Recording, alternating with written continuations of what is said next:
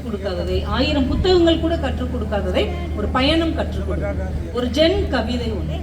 ஒரு பட்டாம்பூச்சி அப்படி இருந்த இடத்துல இருந்து தூங்குற மாதிரி உட்கார்ந்துருக்கான். அதை பார்த்துட்டு ஒரு ஜென் துறவி ஒரு கவிதை எழுதுறார். பட்டாம்பூச்சியே விழித்தெழு, பட்டாம்பூச்சியே விழித்தெழு, நாம் பயணம் செய்ய வேண்டிய தொலைவு அதிகம். அவர் ஏன் பட்டாம்பூச்சியை கூப்பிடுறாரு தெரியுமா? நீங்க பட்டாம்பூச்சி எப்படி உருவாகுதுன்னு தெரியும். கூட்டுப்புழுவா இருந்து அதை சுத்தி அது ஒரு கூடு கட்டி ரொம்ப நாள் உள்ளேயே இருந்து திடீர்னு ஒரு நாள் கூட்டை உடைச்சிட்டு பட்டாம்பூச்சியா வெளியே வரும். ஒரு பெரிய ப்ராசஸ் இது. இதை முடிச்சு அது பட்டாம்பூச்சியா வருது இல்ல, பட்டாம்பூச்சியா வந்ததுக்கு பிறகு அதோடைய ஆயுள் எவ்வளவு தெரியுமா? வெறும் 40 நாட்கள். இவ்வளவு பாடுபட்டு கஷ்டப்பட்டு கூட உடைச்சி வெளியில அந்த புழு பட்டாம்பூச்சியாக வந்த பிறகு அதோடைய ஆயுசு வெறும் 40 நாட்கள் தான். வெறும் 40 நாள் வாழ்றதுக்கா இவ்வளவு கஷ்டப்பட்டேன் அப்படின்னு எந்த பட்டாம்பூச்சியும் அழுத்து கொள்ளவே இல்லை. இருக்கும் வரை மகிழ்ச்சியாக இருக்கிறது, உற்சாகமாக பறக்கிறது, பார்க்கிறவர்களுக்கு ஒரு கவிதையும் தந்துவிட்டு போகிறது என்பதைத்தான் இந்த ஜென் கவிதை நமக்கு கற்றுக் கொடுக்கிறது. பட்டாம்பூச்சியை விழித்தெழு, நாம் பயணம் செய்ய வேண்டிய தொலைவு அதிகம். ஒவ்வொரு பட்டாம்பூச்சியை நீங்க பார்க்கும் போதும் உங்களுக்குள் ஒரு உற்சாகம் பீரிட வேண்டும். 40 நாள்ல எத்தனை நாள் கழிஞ்சிச்சோ ஆனாலும் உற்சாகமாக இருக்கிறது. நம்ம இவ்வளவு பெரிய வாழ்நாளை வைத்துக் கொண்டு ஏன் சலித்துக் கொள்கிறோம், ஏன் துயரப்படுகிறோம், ஏன் எரிச்சல் அடைகிறோம் என்று நம்மை பார்த்து நாம் ஒரு கேள்வியை கேட்பதற்கு இந்த ஜென் கவிதை நமக்கு ஒரு பெரிய வாய்ப்பை தருகிறது. நம்ம வாழ்க்கையும் ஒரு பெரிய நீண்ட பயணம் தான். இந்த மிக நீண்ட பயணத்தில் நம்ம கூட நிறைய மனிதர்கள் வர்றாங்க, உறவுகள் வர்றாங்க, நண்பர்கள் வர்றாங்க, நம்மளை எதிரியா நினைக்கிறவங்க வர்றாங்க, நமக்கு துரோகம் செய்யறவங்க வர்றாங்க, நம்மோடு விரோத மனப்பான்மை கொண்டவர்கள் வர்றாங்க.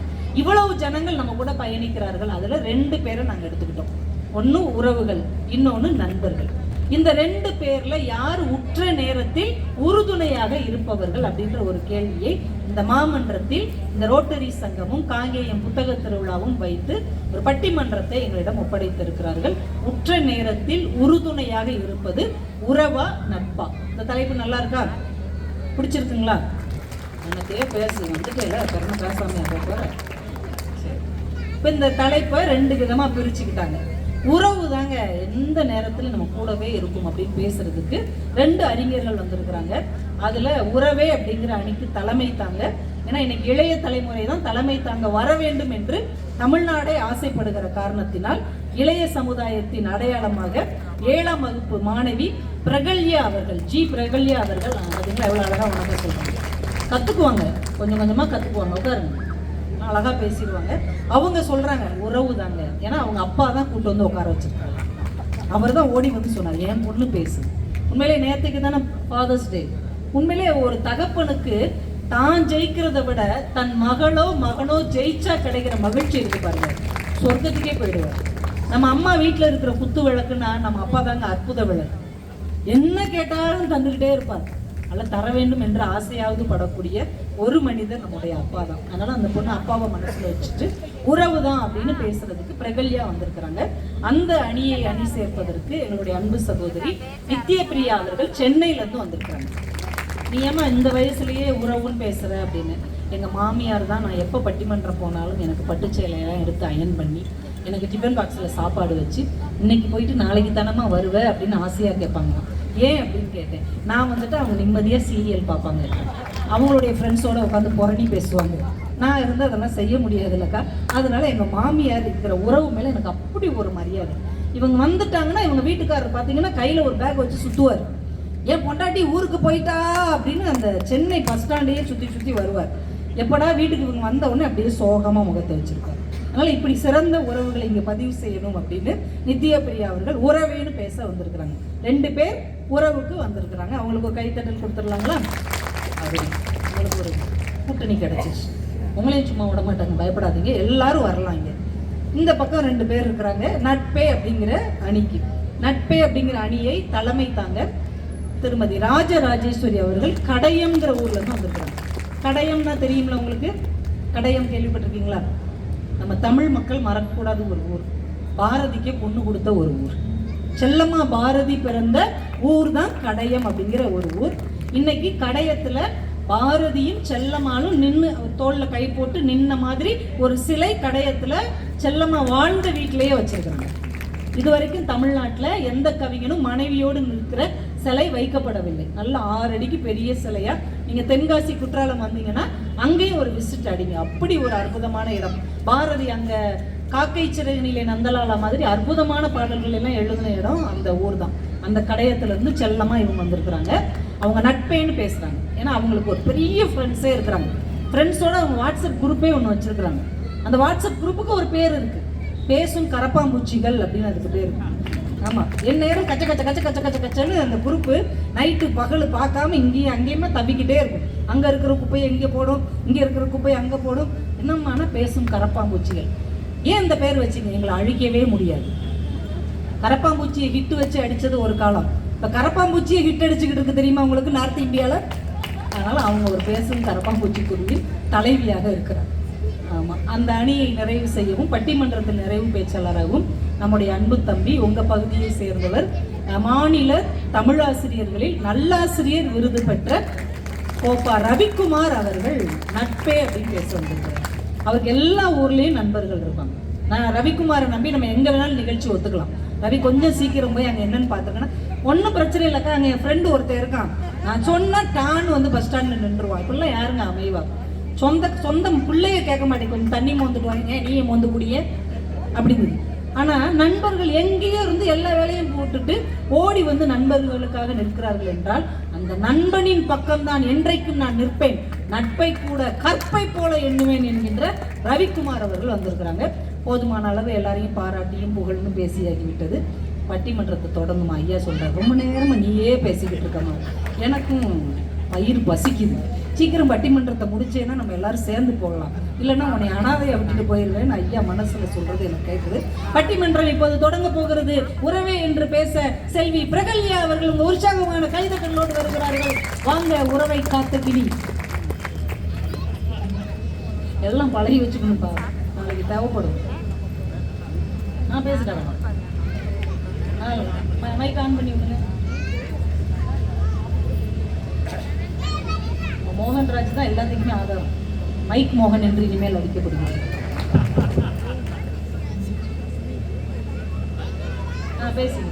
பெருமதிப்பிற்குரிய நடுவர் அவர்களே, இரண்டில் அமர்ந்திருக்கும் சான்றோர் பெருமக்களே, அன்பார்ந்த பார்வையாளர்களே, உங்கள் அத்துணை பேருக்கும் எனது பணிவான மாலை வணக்கம். உயிராய் உணர்வாய் களையாய் கலந்து மூச்சாய் பேச்சாய் பண்பாய் திகழ்ந்து பெருங்கடலாய் எண்ணிலடங்கா இலக்கிய செல்வங்களோடு என்றும் மாறா இளமையும் இனிமையும் பெற்றுள்ள எம் தமிழ் மொழியையும் வணங்கி உச்ச நேரத்தில் உறுதுணையாக இருப்பது உறவே என்று பேச வந்துள்ளேன். தமிழர்களின் வாழ்வியலில உறவுகளுக்கு மிக உயர்ந்த இடம் உண்டுங்க. அதனாலதான் உறவில்லாதவன் ஊரில்லாதவன் என்ற பழமொழி உறவோட அருமையை எடுத்துரைக்குதுங்க. நாம பிறந்த முதல் நொடியிலிருந்து நம்மை தூக்கி வளர்ப்பவங்க உறவுகள் தாங்க. ஒரு குழந்தை அழும்போது முதலில் தூக்கி அணைப்பது தாய். அந்த குழந்தைக்கு முதலடியை எடுத்து வைக்க கற்றுக் கொடுப்பது தந்தை. உடன் பிறந்தவர்கள் நம்முடன் சிரித்து அழுது வளர்ந்து வாழ்க்கைய பகிர்ந்து கொள்கிறாங்க. இந்த உறவை எந்த நட்பாலும் மாற்றவே முடியாதுங்க. தான் ஆடாவிட்டாலும் தன் தசையாடும் என்ற பழமொழி உறவோட ஆழத்தை ஒரே வரியில எடுத்துரைக்குதுங்க. வீடு வரை உறவு, வீதி வரை மனைவி, காடு வரை பிள்ளை, கடைசி வரை யாரோ, கடைசி வரை யாரோ என்று கண்ணதாசன் பாடினார். இந்த ராகத்துக்கு பெயர் பிரகல்யா ராகம். அருமை, சூப்பர். வீட்டிலிருந்து காடு வர நம்மளோட கண்ணீரை துடைப்பது யார் என்றா அது உறவுகள் தானங்க. எங்க வீட்டுல நடந்த ஒரு உதாரணத்தை சொல்றேங்க. என் தம்பி பிறந்தப்போ என் அம்மாவுக்கு ரொம்ப உடம்பு சரியில்லைங்க. என் அம்மானால 3-4 மாசம் நடக்கவே முடியலீங்க. அம்மாவோட நண்பர்கள் வந்து பார்த்துட்டு போனாங்க, இல்லைன்னு சொல்லிங்க. ஆனா அம்மாய், அப்பச்சி, அப்பா, ஆத்தா, தாத்தா, அத்தை, மாமா போன்ற உறவுகள் தான் இரவும் பகலும் தூங்காம எங்க கூட இருந்து பார்த்துக்கிட்டாங்க. உறவுகளுக்கு இடையே கோபம், சண்டை, மன வருத்தம் வருங்க. ஆனால் திருமணம், குழந்தை பிறப்பு, குடும்ப விழாக்கள், துக்க நிகழ்வுகள் போன்ற வாழ்க்கையின் எல்லா தருணத்திலும் உறவுகளோட பங்கு அளவிடவே முடியாதுங்க. நட்பு தான் உயர்ந்தது அப்படின்னு சொல்றவங்க, இப்ப நாம ஒரு பையனுக்கு பொண்ணு பார்க்க போறோம்னு வச்சுக்கோங்க, நம்ம சொந்தக்காரங்களை கூட்டிட்டு போகாம ஒரு 10-15 நண்பர்களை கூட்டிட்டு போனா பொண்ணுதான் கொடுப்பாங்களா? நீங்களே சொல்லுங்க. வீட்டு வாசல்லே கால் வைக்க விட மாட்டாங்க, அப்படியே போயிருந்தா அப்படின்றாங்க. இப்ப நாம ஒருத்தரை பற்றி தெரிஞ்சுக்கிறதுக்கோ அல்லது சிபாரிசு பண்றதுக்கோ நாம இன்னாரோட உறவினர் அப்படின்னு சொல்லணுமோ ஒழிய நண்பர் அப்படின்னு சொல்ல முடியுமா? நட்புங்கிறது ஃப்ரைட் ரைஸ் மாதிரிங்க. அது அப்பத்திக்கு நல்லா தான் இருக்குங்க, ஆனா அதுல நிறைய பக்க விளைவுகள் இருக்குங்க. ஆனா உறவுங்கிறது அறுசுவை உணவு மாதிரிங்க. அதுல இனிப்பு, கசப்பு, புளிப்பு, கார்ப்பு, துவர்ப்பு, உவர்ப்பு போன்ற எல்லா சுவையும் இருக்குங்க. நம்மளோட உடலுக்கு ஆரோக்கியம் தாங்க. இதே அரங்கத்துல சித்த மருத்துவர் கு. சிவராமன் ஐயா சொன்ன மாதிரி அறுசுவை உணவு நம்மளுக்கு ரொம்ப முக்கியங்க. அமெரிக்காவின் சிகாகோ மாநாட்டில் சுவாமி விவேகானந்தர் தனது உரையை brothers and sisters of America என்று தொடங்கியவுடன் அரங்கமே எழுந்து நின்று கைத்தட்டியது. ஏன்? அவர் உலக மக்களை உறவாக பார்த்தாருங்க. லேடிஸ் அண்ட் ஜென்டில்மேன் என்று சொல்லவில்லை, சகோதரிகளே சகோதரர்களே என்று உறவின் மொழியில் அழைத்தாருங்க. இதுதான் இந்தியாவின் பண்பாடுங்க. உறவுங்கிறது ரத்தத்தில் மட்டும் இல்லைங்க, இதயத்தில் பிறப்பதுங்க. இப்ப சமீபத்துல டர்க்கியில நடந்த உலகக்கோப்பை வில்வித்தை போட்டியில இந்தியாவை சேர்ந்த வீரர் தீரஜ் பொம்மதேவரா 2 தங்க பதக்கங்களை வென்று சாதனை படைத்தாருங்க. அதே 10 ஆண்டுகளுக்கு முன்பாக அவரோட குடும்பம் மிகவும் பொருளாதார நெருக்கடியில இருந்துச்சுங்க.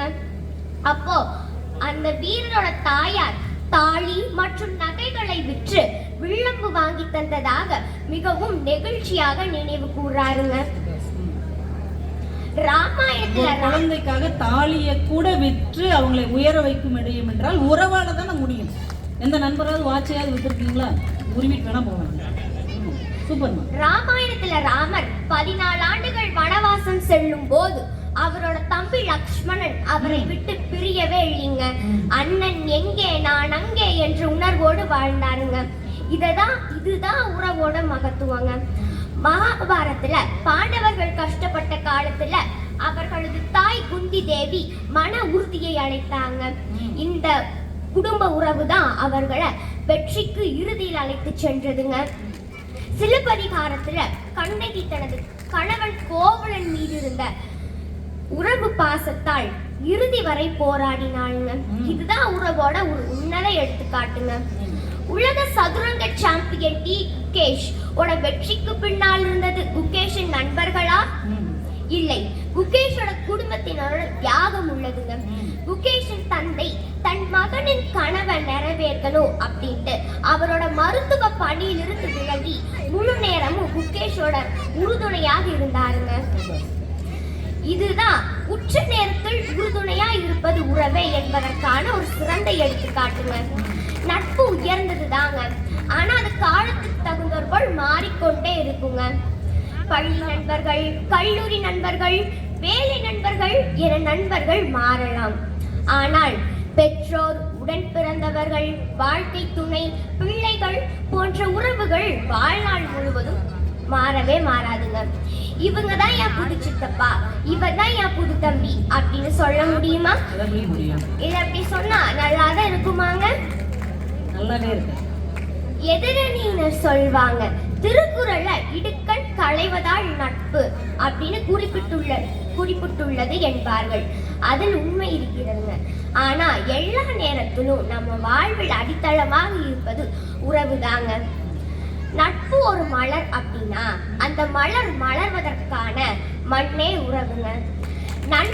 உறவினர்கள் எல்லாம் சேர்ந்து போட்ட ரோட்ல தான் நண்பர்கள் காரோட்டுறாங்க, அவ்வளவுதாங்க.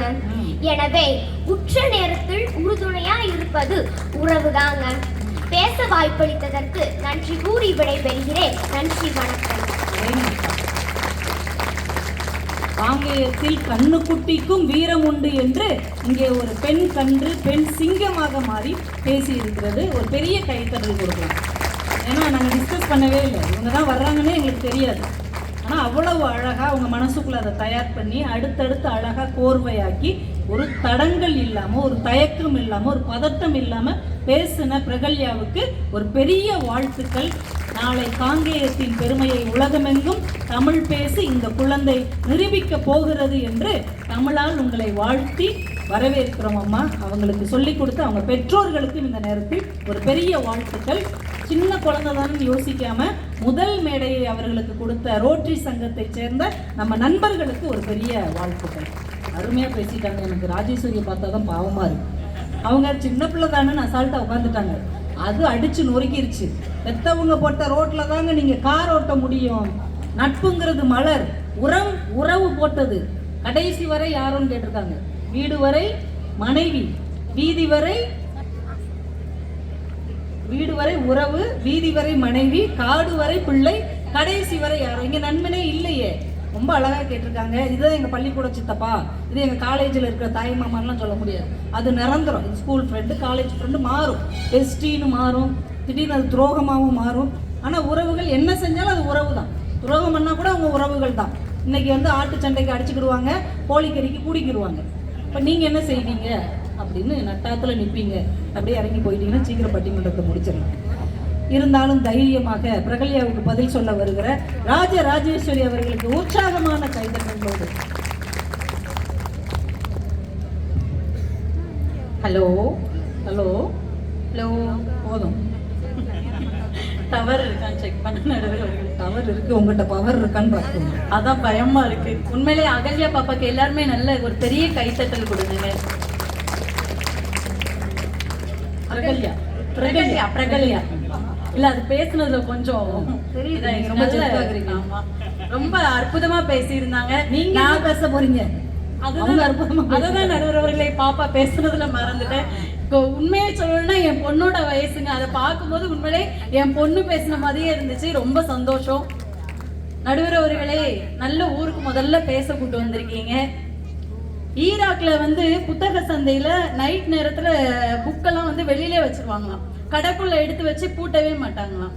அப்போ பெரியவர்கிட்ட ஒரு இளைஞர் கேட்டாராம், ஏன் தாத்தா நீங்க இப்படி புக்கெல்லாம் வெளியில வச்சிருக்கீங்களா, புத்தகம்லாம் திருடு போயிடாதா, காலமே கலிகாலமாச்சே அப்படின்னு சொல்லி கேட்டதுக்கு அந்த பெரியவர் அமைதியா அழகா சொன்னாராம், தம்பி, திருடர்கள் ஒருபோதும் புத்தகம் படிப்பதில்லை.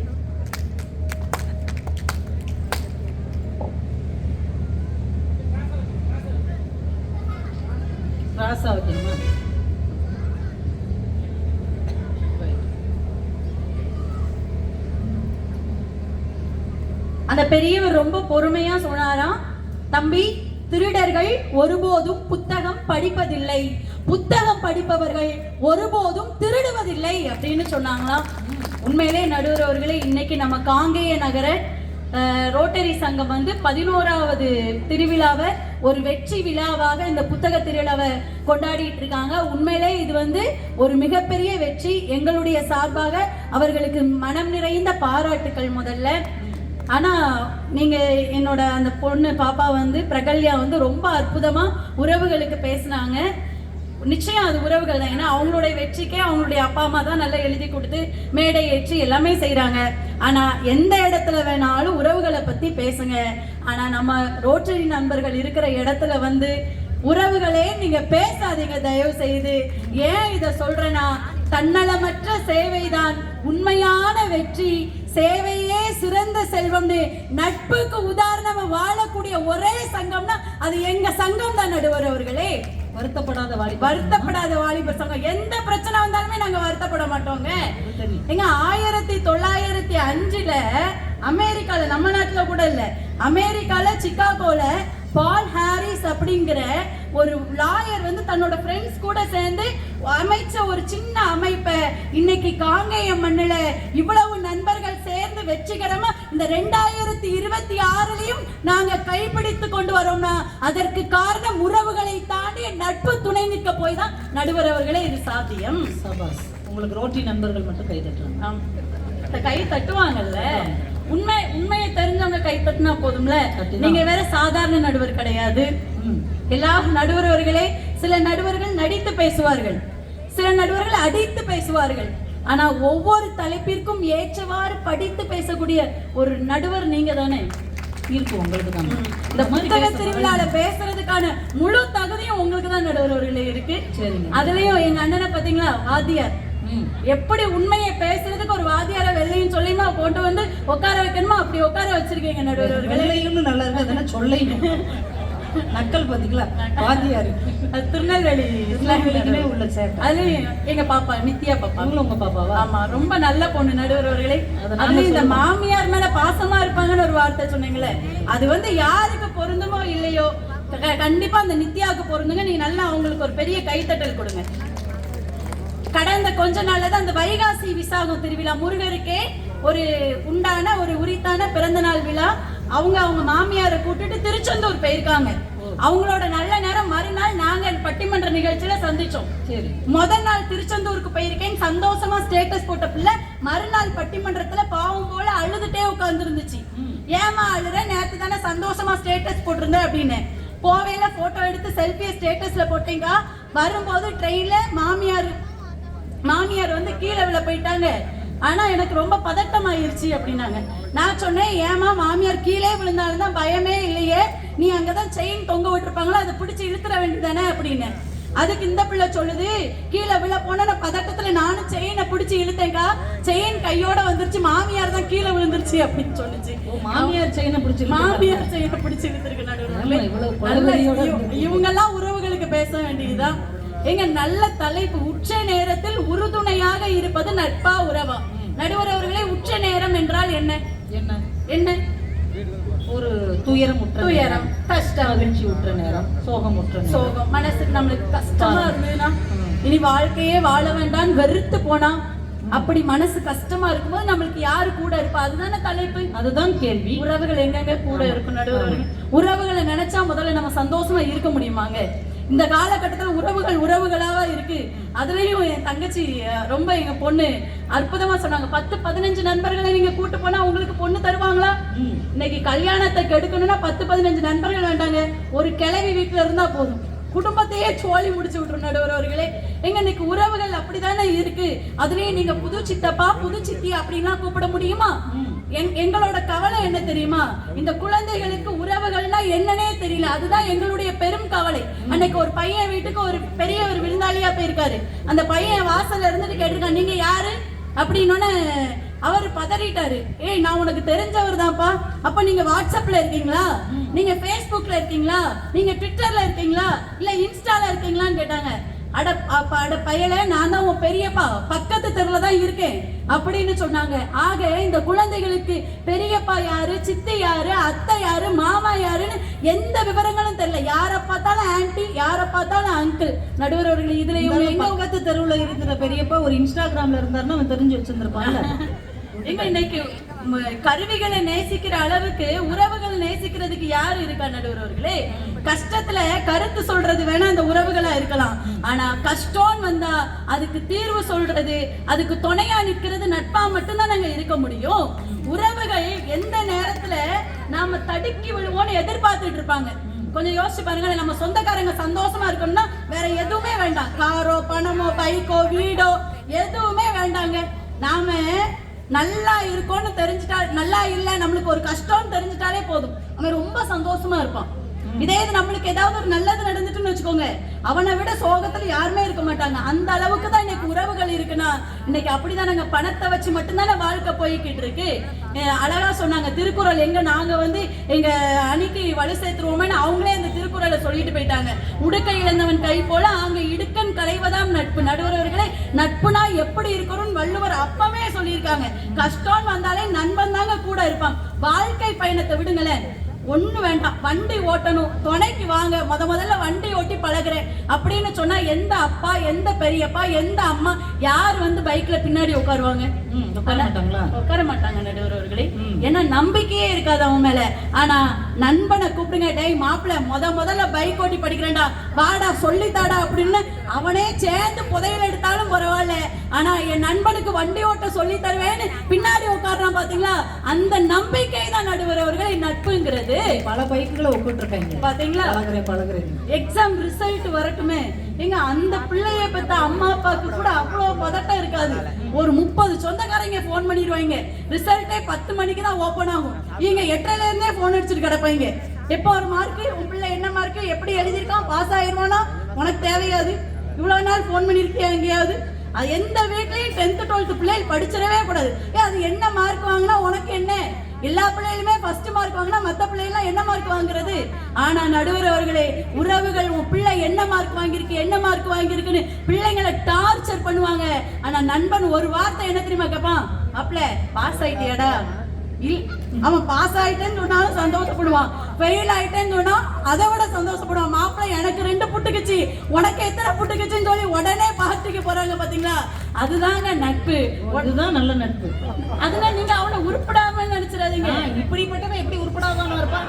மிகப்பெரிய தலைவனா தான் வரும்.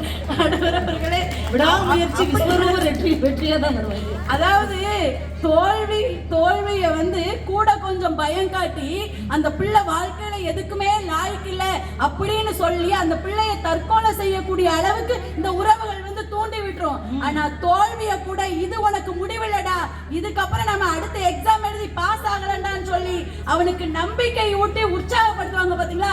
அதுதாங்க நட்பு. அதுதான் உற்ற நேரத்தில் துணை நிற்கிறது அப்படிங்கிறது. வெயிலானாலும் சந்தோஷமா இருக்கணும், அதான் நட்பு. 95 மார்க் எடுத்தாலும் மீதி அஞ்சங்க டார்ச்சர் பண்ணக்கூடாது. அதுலயும் பிள்ளைகளாம் கொண்டு போய் விட்டுட்டு 8 மணிக்கு 3 வயசுலயே கொண்டு போய் ஸ்கூல்ல சேர்த்து விட்டுட்டு அது நம்ம என்னமோ பெரிய கலெக்டர் மாதிரி நம்ம பிள்ளைய உருவாக்குறோம். எதுக்கு இந்த கொடுமை தான் நடுவர்களே? அதுலயும் பணக்கார சொந்தக்காரங்க இருந்துட்டாங்கன்னு வச்சுக்கோங்களேன், இந்த அதுல ஒரு யூனிவர்சல் மைண்ட் செட் அவங்களுக்கு ஒண்ணு உண்டு நடுவர்களே. இந்த நாடு இல்ல, எந்த நாட்டுலனாலும் கொஞ்சம் பணக்காரங்களா இருந்தாங்கன்னு வச்சுக்கோங்களேன், அவங்களோட மைண்ட் செட் எப்படி இருக்கும் தெரியுமா? அவங்க சொந்தக்காரங்க கீழே உள்ளவங்க எல்லாருக்கும் அவங்க அட்வைஸ் பண்ணிட்டே இருக்கணும், அவங்க அதை கேட்டுக்கிட்டே இருக்கணும் அப்படிங்கறது அவங்களோட இதா இருக்கும். இததான் இந்த டாடா மூவில அழகா சொல்லியிருப்பான். உங்களால நாங்க நல்லா இருக்கணும், ஆனா உங்களை விட நாங்க நல்லா இருந்துடக்கூடாது அப்படின்னு ரொம்ப அற்புதமா சொல்லியிருப்பாங்க. நான் ஒரு 2 விஷயம் சொல்லி நிறைவு செஞ்சுக்கிறேன் நடுவர்களே. இந்த விவேகானந்தர் பத்தி பாப்பா ரொம்ப அழகா சொன்னாங்க. ஆனா லண்டனுக்கு ஒரு முறை விவேகானந்தர் போய் இருக்கும்போது அவருடைய உடைமைகள் எல்லாம் தொலைச்சிட்டாங்களாம். அப்போ ஏர்போர்ட்ல அப்படி பரித வச்சுட்டு அந்த விமான நிலையத்துல நின்றுட்டு இருக்காரு. அப்படி எங்க என்ன பண்ணனே தெரியல அவருக்கு. அப்போ ஒரு நல்ல விமான நிலையம்ல அந்த கப்பல்ல இருந்து வந்தோடனே சாரி, அப்போ ஏரோப்ளேன் இல்லையோ, ஏர்போர்ட், அந்த கப்பல்ல இருந்து இறங்கணும்னு அந்த இடத்துல நின்றுட்டு இருந்திருக்காங்க. அப்போ அந்த நண்பர் கேட்டாரா, நீங்க ஏன் இவ்வளவு பதட்டமா இருக்கீங்க அப்படின்னு. விவேகானந்தர் சொன்னாரா, நான் இப்படி என்னுடைய உடைமைகள் எல்லாம் தொலைச்சிட்டேன் அப்படின்னு. ஐயோ, இவ்வளவு கூட்டத்துல இந்த பெருநகரத்துல தெரியாத ஊர்ல நீங்க எப்படி கண்டுபிடிக்க போறீங்க அப்படின்னு கேட்டப்போ, எனக்கு தான் இங்க ஒரு நண்பர் இருக்காரு அப்படின்னு. யாரு சொல்லுங்க, நான் கூட்டிட்டு போறேன். நீங்க தான் எனக்கு அந்த நண்பர். இத்தனை பேர் இந்த பதட்டத்துல என்ன கண்டுக்கிடாதப்போ என்னைய கண்டுகிட்டு நீங்க கேட்டீங்க பாத்தீங்களா, உங்களை விட ஒரு பெரிய நண்பர் யாரு இருக்க முடியும்னு சொன்னாங்கன்னா அதுதான் நடுவர் அவர்களே நட்பு. ராமாயணத்தை பத்தி சொன்னாங்க. எல்லா வனவாசமும் முடிஞ்சு அரியணை ராமன் ஏறும்போது எல்லாருக்கும் உண்டான அந்த பதவிகள் எல்லாம் கொடுத்தாங்க. ஆனா அது வரைக்கும் கூடவே இருந்து எந்த ஒரு சுகதுக்கமும் பார்க்காம ராமனுக்காகவே தன்னுடைய வாழ்வை அர்ப்பணித்த அனுமனுக்கு என்ன கொடுக்கனே தெரியாம அவரே என்னையே எடுத்துக்கோன்னு கட்டி அணைத்த வரலாறு நட்புக்கு இருக்குன்னா அது நட்பால மட்டும்தான் நடுவர் அவர்களே முடியும். அனுமன் ராமனுக்கு நண்பன் ஆயிட்டாரு. நண்பன் தான், பக்தன், தொண்டன், நண்பன், ஆளினால் நடுவர்களே. ஏபிஜே அப்துல் கலாம் பத்தி நம்மளுக்கு நினைவுக்கு வர்றது என்னது? அவங்களுடைய கல்விக்கு சகோதரி வளையல் கொடுத்தாங்க அப்படிங்கிறது மட்டும்தான். படிச்சிருக்கீங்கல்ல. ஆனா படிக்காத ஒரு வரலாறு இருக்கு தெரியுமா? ஏன்னா நண்பர்கள் எல்லாருமே அவங்க செய்யற உதவிகள், அவங்க செய்த செயல்கள் எல்லாமே பெரிய அளவுல இருக்கும். ஆனா அது வெளியிலே வராது.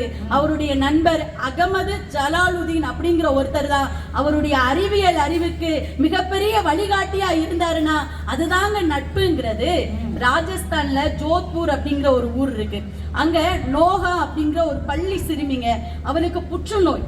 அந்த பொண்ணுக்கு அந்த ட்ரீட்மெண்ட் கொடுக்க முடி ஃபுல்லா கழிஞ்சு அந்த பொண்ணுக்கு நிறைய முடி இருக்கும். பார்க்கவே ரெட்டை சட்டை போடும்போது அவ்வளவு அழகா இருக்கும். அந்த முடியெல்லாம் கழிஞ்சு மொட்டை ஆயிடுச்சு. அந்த பாப்பா ஸ்கூலுக்கே வரமாட்டேன் அப்படின்னு வீட்டிலே உட்காந்துருச்சு மொட்டையானோன்னு.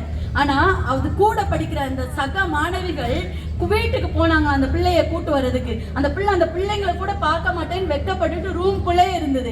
நோகா, நீ படிக்க கூட வர வேண்டாம், ஸ்கூலுக்கு வர வேண்டாம், கதவை திறந்து எங்களை மட்டும் நீ பாரு அப்படின்னு சொல்லி அந்த பொண்ணு கிட்ட எல்லா பிள்ளைங்களும் கிட்டத்தட்ட 70 பிள்ளைங்க கெஞ்சி கூத்தாடி அந்த பிள்ளை கதவை திறந்துச்சான். 70 பிள்ளைகளும் மொட்டை அடித்திருந்ததா நடுவர் அவர்களே.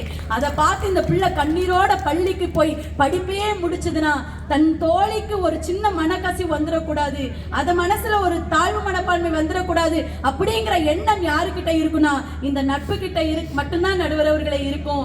வாழ்க்கையில நமக்கு ஒன்னா இருக்கிறது நட்பா மட்டும்தான் இருக்க முடியும். ஆனா நம்ம பண்ற எல்லா தப்பையும் ஒரு சின்ன தவற கூட பெருசா எடுத்துக்கிட்டு நம்ம வாழ்க்கையே கலைத்து விடுகிற, சந்தோஷத்தை கலைத்து விடுகிற ஒரு உறவால மட்டும்தான் முடியும். ஆகவே உச்ச நேரத்தில் உறுதுணையாக இருப்பது உறவுகளை தாண்டிய நட்பே நட்பே என்று வாய்ப்பிற்கு நன்றி கூறி விடைபெறுகிறேன். நன்றி, வணக்கம். நண்பேண்டா அப்படின்னு பேசியிருக்காங்க. ஒருத்தருக்கு உடம்பு சரியில்லாத நேரத்துல உறவு மருந்து கொடுக்கும், ஆறுதல் சொல்லும், பண உதவி கூட செய்யும். ஆனா அந்த பள்ளிக்கூடத்து பிள்ளைங்க என்னங்க பண்ணியிருக்கிறாங்க? இந்த பிள்ளைக்கு முடி கொட்டிருச்சு, வெளியில வர தயங்குதுன்னு உடனே கூட படித்த அத்தனை குழந்தைகளும் தன் தலையை மொட்டையடித்து விட்டு அந்த குழந்தைக்காக வந்திருக்கிறார்கள் என்றால் உற்ற நேரத்தில் உறுதுணையாக இருப்பது நட்பு தான், அந்த தோழமை தான் என்பதை ரொம்ப அழகா சொன்ன ராஜேஸ்வரி அவர்களுக்கு ஒரு பெரிய பாராட்டுகள். அவங்க நிறைய வேடிக்கையான விஷயங்களை கடந்து சொன்னாலும் கூட நட்பு எப்படி பார்த்தாலும் உன்னதமானதுங்க. சாதாரணமாக சொல்லிடக்கூடாது. அப்துல் கலாமுக்கு ஒரு அற்புதமான ஃப்ரெண்டு இருந்தாங்கன்னு சொன்னாங்க. எனக்கு சில விஷயம் ஞாபகம் வருது. இப்போ நம்ம கூடவே இருக்கிறவங்க, நம்ம பட்டிமன்ற உலகத்தின் பிதாமகர்னு எங்கள் தமிழறிஞர் திரு சாலமன் பாப்பையா அவர்களை சொல்லுவாங்க. அவங்களுடைய மகனுக்கு அவர் தியாகமூர்த்தின்னு பேர் வச்சார். இந்த பேர் கொஞ்சம் வித்தியாசமாக இருக்குது, என்னங்கய்யா தியாகமூர்த்தி அப்படின்னு கேட்டபோது அவர் சொன்னார், அவர் ரொம்ப வறுமைப்பட்ட குடும்பத்திலேருந்து வந்தவர். கல்லூரியில் சேர்ந்துருக்கிறாரு, ஃபீஸ் கட்ட பணம் இல்லை, வீட்டில் இருந்து கட்டுறதுக்கும் வசதி இல்லை. கூட படித்த 2 நண்பர்கள் இவருக்காக கஷ்டப்பட்டு, அதில் ஒரு நண்பர் தன்னுடைய சைக்கிளை விற்று ஃபீஸ் கட்டியிருக்காங்க. அதில் ஒரு நண்பர் பேர் தியாகராஜன், இன்னொரு நண்பர் பேர் ராமமூர்த்தி. இந்த 2 பேரையும் வாழ்நாள் முழுக்க மறக்கக்கூடாது என்பதற்காக தன் உறவாகிய மகனுக்கு நண்பர்களுடைய பெயரை தியாகமூர்த்தி என்று வைக்கிறார். என்னங்க நட்புனா சாதாரணமாக சொல்லிட முடியுமா? சொல்வேந்தர் சுகி சிவம் ஐயா அவர்கள், இந்த சுகிங்கிற பேர் அவங்க அப்பா கிட்ட இருந்து வந்தது. அவருக்கு அவங்க அப்பா வச்ச பேர் சிவம் மட்டும்தான். அவங்க அப்பா பேர் சுப்பிரமணியம். அவர் சுகி சுப்பிரமணியம்ங்கிற பேர்ல புனை பெயர்ல கதைகள்லாம் எழுதுவார். அவங்க அப்பா வானொலி நிலையத்தில் மிகப்பெரிய பொறுப்புல இருந்தார். சுகி அப்படின்ற பேர்ல எழுதுவார். சு அப்படின்னா சுப்பிரமணியம், கி அப்படின்னா கல்கி கிருஷ்ணமூர்த்தி. 2 பேரும் இணை பிரியாத நண்பர்கள் என்பதால் தன் பெயரின் முதல் எழுத்தையும் தன் நண்பர் கிருஷ்ணமூர்த்தி அவர்களுடைய பெயரின் முதல் எழுத்தையும் ஒன்று சேர்த்து சுகி என்கின்ற பெயரில் அவர் எழுதினார்.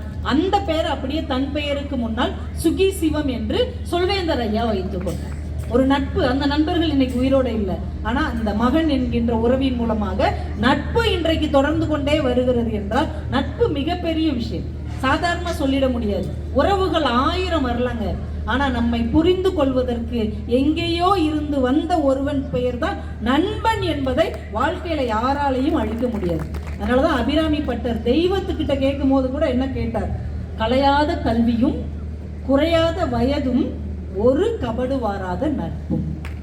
அதுக்கப்புறம் தான் அன்பகலாத மனைவி தவறாத சந்தானம்லாம் அதுக்கப்புறம் வருது. அந்த 3வது இடத்துல கல்வி வேணும், குறையாத வயசு வேணும், இதை கொண்டாடுறதுக்கு யாரு வேணும்? நண்பன் வேண்டும் என்று தெய்வத்துக்கிட்டேயே ஒரு விஷயத்தை கேட்கிற இடத்தில் நண்பனுக்கு முதலிடம் கொடுத்த ஒரு ஆன்மீகம் நம்முடையது என்றால் அந்த நட்பு தாங்க உற்ற காலத்துல துணையாக இருக்கும் என்று பேசிய ராஜேஸ்வரிக்கு இன்னொரு கைத்தட்டல கொடுத்து எல்லாரும் சேர்ந்து நித்திய பிரியாவை ஒம்புக்கு இழுத்துருக்காங்க. அவங்க மாமியார் இனிமே அவங்களை வீட்டுக்குள்ள விடுவாங்களானே தெரியல. பரவாயில்ல, உங்க மாமியாரை நாங்க ரொம்ப நேசிக்கிறோம்னு சொல்லிருங்க. நித்திய பிரியா அவர்கள் உறவுகளை காக்க வருகிறார். உறவே உற்ற காலத்தில் துணையாக இருப்பது. ஒரு நல்ல உற்சாகமான கைதட்டலோடு வேகமா முடிச்சோம். அவங்க பேசி இவங்க பேசி தீர்ப்பு. அது வரைக்கும் நீங்க எல்லாரும் கூடவே இருப்பீங்கல்ல? இருந்தாலும் இருப்போம். பேப்பரை தொலைச்சிடாதமா. பெரும் மதிப்பிற்கும் மரியாதைக்கும் உரிய நடுவர் அவர்களுக்கும் பேச்சாளர் பெருமக்களுக்கும் காங்கேயம்பாள் உறவினர்கள் அத்துணை பேருக்கும் மிக பணிவான வணக்கம். ரொம்ப அற்புதமான ஊர்ல மிக சிறப்பான ஒரு விழா. ரோட்டரி கிளப் நடத்தக்கூடிய 11வது புத்தக திருவிழாவில் பேசுறதுல எனக்கு பெரும் மகிழ்ச்சி. காரணம், நான் நாம் தலைகுனிந்து படித்தால் நம் வாழ்வில் தலை நிமிர்ந்து நடக்கலாம்னு சொல்லுவாங்க. அப்படிப்பட்ட சிறப்பு வாய்ந்த புத்தக திருவிழாவில் நல்ல அற்புதமான ஒரு தலைப்பு. அதுலயும் வந்து எனக்கு முன்னாடி பேசின என்னுடைய அன்பு சகோதரி ராஜி ராஜேஸ்வரி. ஆமா, நிறைய சீரியல் பார்ப்பாங்க போல இருக்கலாம். மாமியார் விழுந்துட்டாங்க, மாமியார் செயினை புடிச்சு இழுத்தாங்க, மாமியார் இதை பண்ணாங்க அதை பண்ணாங்க. பாவம் எங்க மாமியார், அவங்க அக்கடான அங்க இருக்கிறாங்க. அந்த அம்மா இருக்கிற துணையில என் பிள்ளைய அவங்க எனக்கு உறுதுணையா இருக்கிறதுனாலதான் நானே இந்த பட்டிமன்றம் வந்திருக்கிறேன். இவங்க என்னன்னா அவங்களையும் குறை சொல்லிட்டு இருக்கிறாங்க. செயினை வேற அத்துட்டு போயிருக்கு. ஆமா, பைக் ஓட்டுவதற்கு அப்பா அம்மா வருவாங்களா? ஏன் வராங்க? வரமாட்டாங்க தான். ஓட்டுறவன் ஃபர்ஸ்ட் ஃப்ளோர்ல இருந்தா உட்காந்துட்டு இருக்கவன் தேர்ட் ஃப்ளோர்ல இருக்கிறான். எப்படி அப்பா அம்மா உட்கார முடியும்? நீங்க பைக் வாங்குறதே அப்பா அம்மா உட்கார கூடாதுங்கிறது தானே வாங்குறீங்க. அவங்க காசுலயே ஃப்ரெண்ட்ஸ் பேச்சை கேட்டு வாங்கிட்டு இதுல அந்த பைக் பேரு அப்பாச்சி. பாத்தீங்களா, அப்பாச்சின்னு சொல்லிட்டு சீன்னு சொல்ற உங்களோட நட்பு என்னங்க நட்பு? ஏங்க, சின்ன வயசுல உங்களுக்கு சைக்கிள் ஓட்ட சொல்லி கொடுத்தது யாருங்க? அப்பான்ற உறவுங்க. அப்பா சைக்கிள்ல பின்னாடி புடிச்சிட்டு இருப்பாரு, பையன் ஓட்டிட்டே இருப்பான். கொஞ்ச தூரம் போன பிறகு அப்பா கையை எடுத்துருவாரு. இருந்தாலும் புள்ள நம்பிக்கையா ஓட்டும். எந்த நம்பிக்கையிலங்க ஓட்டுது? அப்பா எப்பொழுதும் நமக்கு உறுதுணையா பின்னாடி இருக்கிறாருன்ற நம்பிக்கையில தானங்க ஓட்டுறான். இப்ப இந்த சைக்கிளை நீங்க எல்லாம் எடுத்து ஓட்டுறீங்க. இப்ப சைக்கிளே இல்ல நடுவர்களே. 2017 இந்த சைக்கிள் நான் தான் ஓட்டிட்டு இருந்தேன். ஆபத்தில் உதவுபவனே சிறந்த நண்பன். இன்னைக்கு அந்த ஆபத்து உருவாவதற்கு காரணமே நண்பனாதான் இருக்கிறான். மச்சான் 100க்கு மேல போனதாண்டா கெத்துன்னு நம்மள 108ல அனுப்புறதே அந்த நண்பன் தான். அவன் நமக்கு உறுதுணையா இருக்கிறானா. அதுல ஆக்சிடென்ட் ஆனவனே ரத்தம் கொடுக்காம அவர் தான் வருவார். ஆமா, வாழ்க்கையில நமக்கு ஒரு பிரச்சனைனா இவங்க சொல்ற மாதிரி நம்ம ஃப்ரெண்டு கிட்ட தாங்க போன் பண்ணி மணி கணக்குல புலம்புவோம். ஃப்ரெண்டு மொத்தத்தையும் கேட்டுட்டு ஒரு பெரிய அட்வைஸ் கொடுப்பான். ஃப்ரெண்டு ஃபீல் ஆயிட்டாப்ல, ஒரு ஆஃப் சாப்பிட்டா கூல் ஆயிடுவாப்ல, எந்த பிரச்சனையும் ஒரு கட்டிங்ல சரியாயிடும்னு சொல்லக்கூடிய உங்க நண்பர்களை கட் பண்ணாவே வாழ்க்கை மகிழ்ச்சியா இருக்குங்க. உண்மையிலே எல்லா கெட்ட பழக்கத்தையும் எங்க இருந்து தொடங்கி இருப்பாங்கன்னா ஃப்ரெண்ட்ஸோட தான் தொடங்கி இருப்பாங்க. இப்படி நீங்க உள்ள உண்மை குத்துது, உண்மை உறுத்துது, ஊழ்வினை உறுத்து வந்து ஊட்டும். இப்படி உங்களுக்கு ஒரு பிரச்சனைனா வீட்டுல நீங்க போன் பண்ணி மணிக்கணக்கில் எல்லாம் புலம்ப வேணாங்க. போன் பண்ணி உங்க அம்மா கிட்ட ஹலோன்னு ஒரே ஒரு வார்த்தை சொல்லி பாருங்க. அம்மா அந்த பக்கத்துல இருந்து கேட்பாங்க, என்ன குரல் சரியில்லை, ஏதாவது அங்க பிரச்சனையா? எதுவா இருந்தாலும் உடனே கிளம்பி வா, நான் எதுவா இருந்தாலும் பாத்துக்கிறேன்னு உங்களுக்கு உறுதுணையாக உங்களுடைய ஒற்றை குரலில் உங்களுடைய ஒட்டுமொத்த உணர்வையும் புரிஞ்சுக்க முடியும்னா அது அம்மான்ற ஒரு உறவுங்க. விஜய் சேதுபதி ஒரு படத்துல ஃப்ரெண்டு கிட்ட கேட்பாரு, டேய் நான் சொன்னா கேப்பியா மாட்டியா அப்படின்னு. நீ சொன்னா அந்த பில்டிங் மேல இருந்தே குதிப்பண்டான்னு. இது நீங்க வெறும் திரையில மட்டும்தான் பார்க்க முடியும். நிஜத்துல போய் உங்க ஃப்ரெண்டு கிட்ட சொல்லி பாருங்க, டேய் நான் சொன்னா கேப்பியா மாட்டியா, போடா ஒரு தடவை முடிவு பண்ணிட்டா என் பேச்சே நான் கேட்க மாட்டேன், உன் பேச்சை ஏன்டா கேட்கணும்பாங்க. ஆனா நம்ம வீட்டுல தந்தைன்னு ஒரு உறவு இருக்கும் பாருங்க. நாம் கேட்பதற்காக எதையுமே தன் தலையை கூட அடமானம் வைக்க தயாரா ஒருத்தர் இருப்பாருன்னா அது தந்தைன்ற உறவுங்க. திருத்துறைப்பூண்டியில ஒருத்தர் குடிச்சிட்டு வந்து தினம் அவருடைய மனைவியா அடிச்சிருக்கிறார், சிவகுமார்ன்றது. இது உண்மை சம்பவம். பூண்டியில போய் அடிச்சாரு. திருத்துறைப்பூண்டியில சிவகுமார்னு ஒருத்தர் இருக்காரு. அவர் தினமும் குடிச்சிட்டு வந்து அவங்க மனைவி அடிக்கிறத ஒரு வழக்கமா வச்சிருக்கிறார். அவங்க பொண்ணுக்கு இதை பார்க்கும்பொழுது ஒரே கஷ்டம். 7வது படிக்கக்கூடிய நதியா என்ற குழந்தை அப்பாவை எப்படி திருத்துறதுன்னு தெரியாம அப்பா கிட்ட பேசுறத நிறுத்திட்டு இருக்கு. பொண்ணு பேசுறத தாங்க முடியாம, பேசாம இருக்கிறத தாங்க முடியாம குடிய நிறுத்திட்டு இருக்காரு. இருந்து அந்த பிள்ளை பேசல. 8 மாசம் பேசாம இருந்திருக்கா. பொண்ணு பேசாம இருக்கிறாள், என்ன பண்ணாதாமா நீ என்கிட்ட பேசுவேன்னு பொழுது அந்த குழந்தை சொல்லி இருக்கு, நீ உண்மையாவே குடிக்கிறத நிறுத்தினது உண்மையா இருந்தா என் பள்ளிக்கூடம் பக்கத்துல ஒரு குளம் அழுகி போய் துர்நாற்றம் அடிக்குது, நானும் என் நண்பர்களும் நிம்மதியா உட்காந்து பள்ளிக்கூடத்துல படிக்க முடியல, நீங்க அதை சுத்தம் செஞ்சு கொடுக்கணும்னு சொன்ன மகள் சொன்ன ஒற்றை காரணத்துக்காக தனி ஒருவராக இருந்த அந்த குளத்தை சுத்தம் செஞ்சு கொடுத்திருக்காருன்னா இவளுக்கு மட்டும் இல்லாமல் அவளுடைய நண்பர்களுக்கும் உறுதுணையாக இருந்த உறவு என்பது தந்தை என்ற உறவுங்க.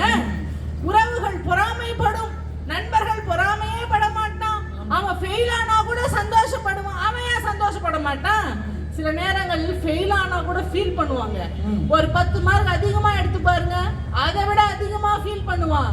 ஆனா பெற்றோர்கள் அப்படி இல்லைங்க. இன்னைக்கு பாருங்க, அவங்க சொன்னாங்க ரொம்ப கஷ்டப்படுத்துறாங்கன்னு. மேக்ஸுக்கு ஒரு டியூஷன், பிசிக்ஸ்க்கு ஒரு டியூஷன், கெமிஸ்ட்ரிக்கு ஒரு டியூஷன், மார்க்கை வந்து பிள்ளைகளை பாக்குறீங்கன்னு. ஏன் தெரியுமா? இன்னைக்கு பெற்றோர்கள் அப்படி வந்து பிள்ளைகள் இந்த நல்ல மதிப்பெண் எடுக்கணும்னு நினைக்கிறாங்க. தவமாய் தவம் இருந்துன்னு ஒரு படத்துல ஒரு பாடல் வரி வருங்க. அந்த கால படிப்பை எல்லாம் நான் படிக்க தாண்டா பார்த்தேன், அந்த கணக்கு பாடம் புரியாம நான் பரீட்சையில தோத்தேன்.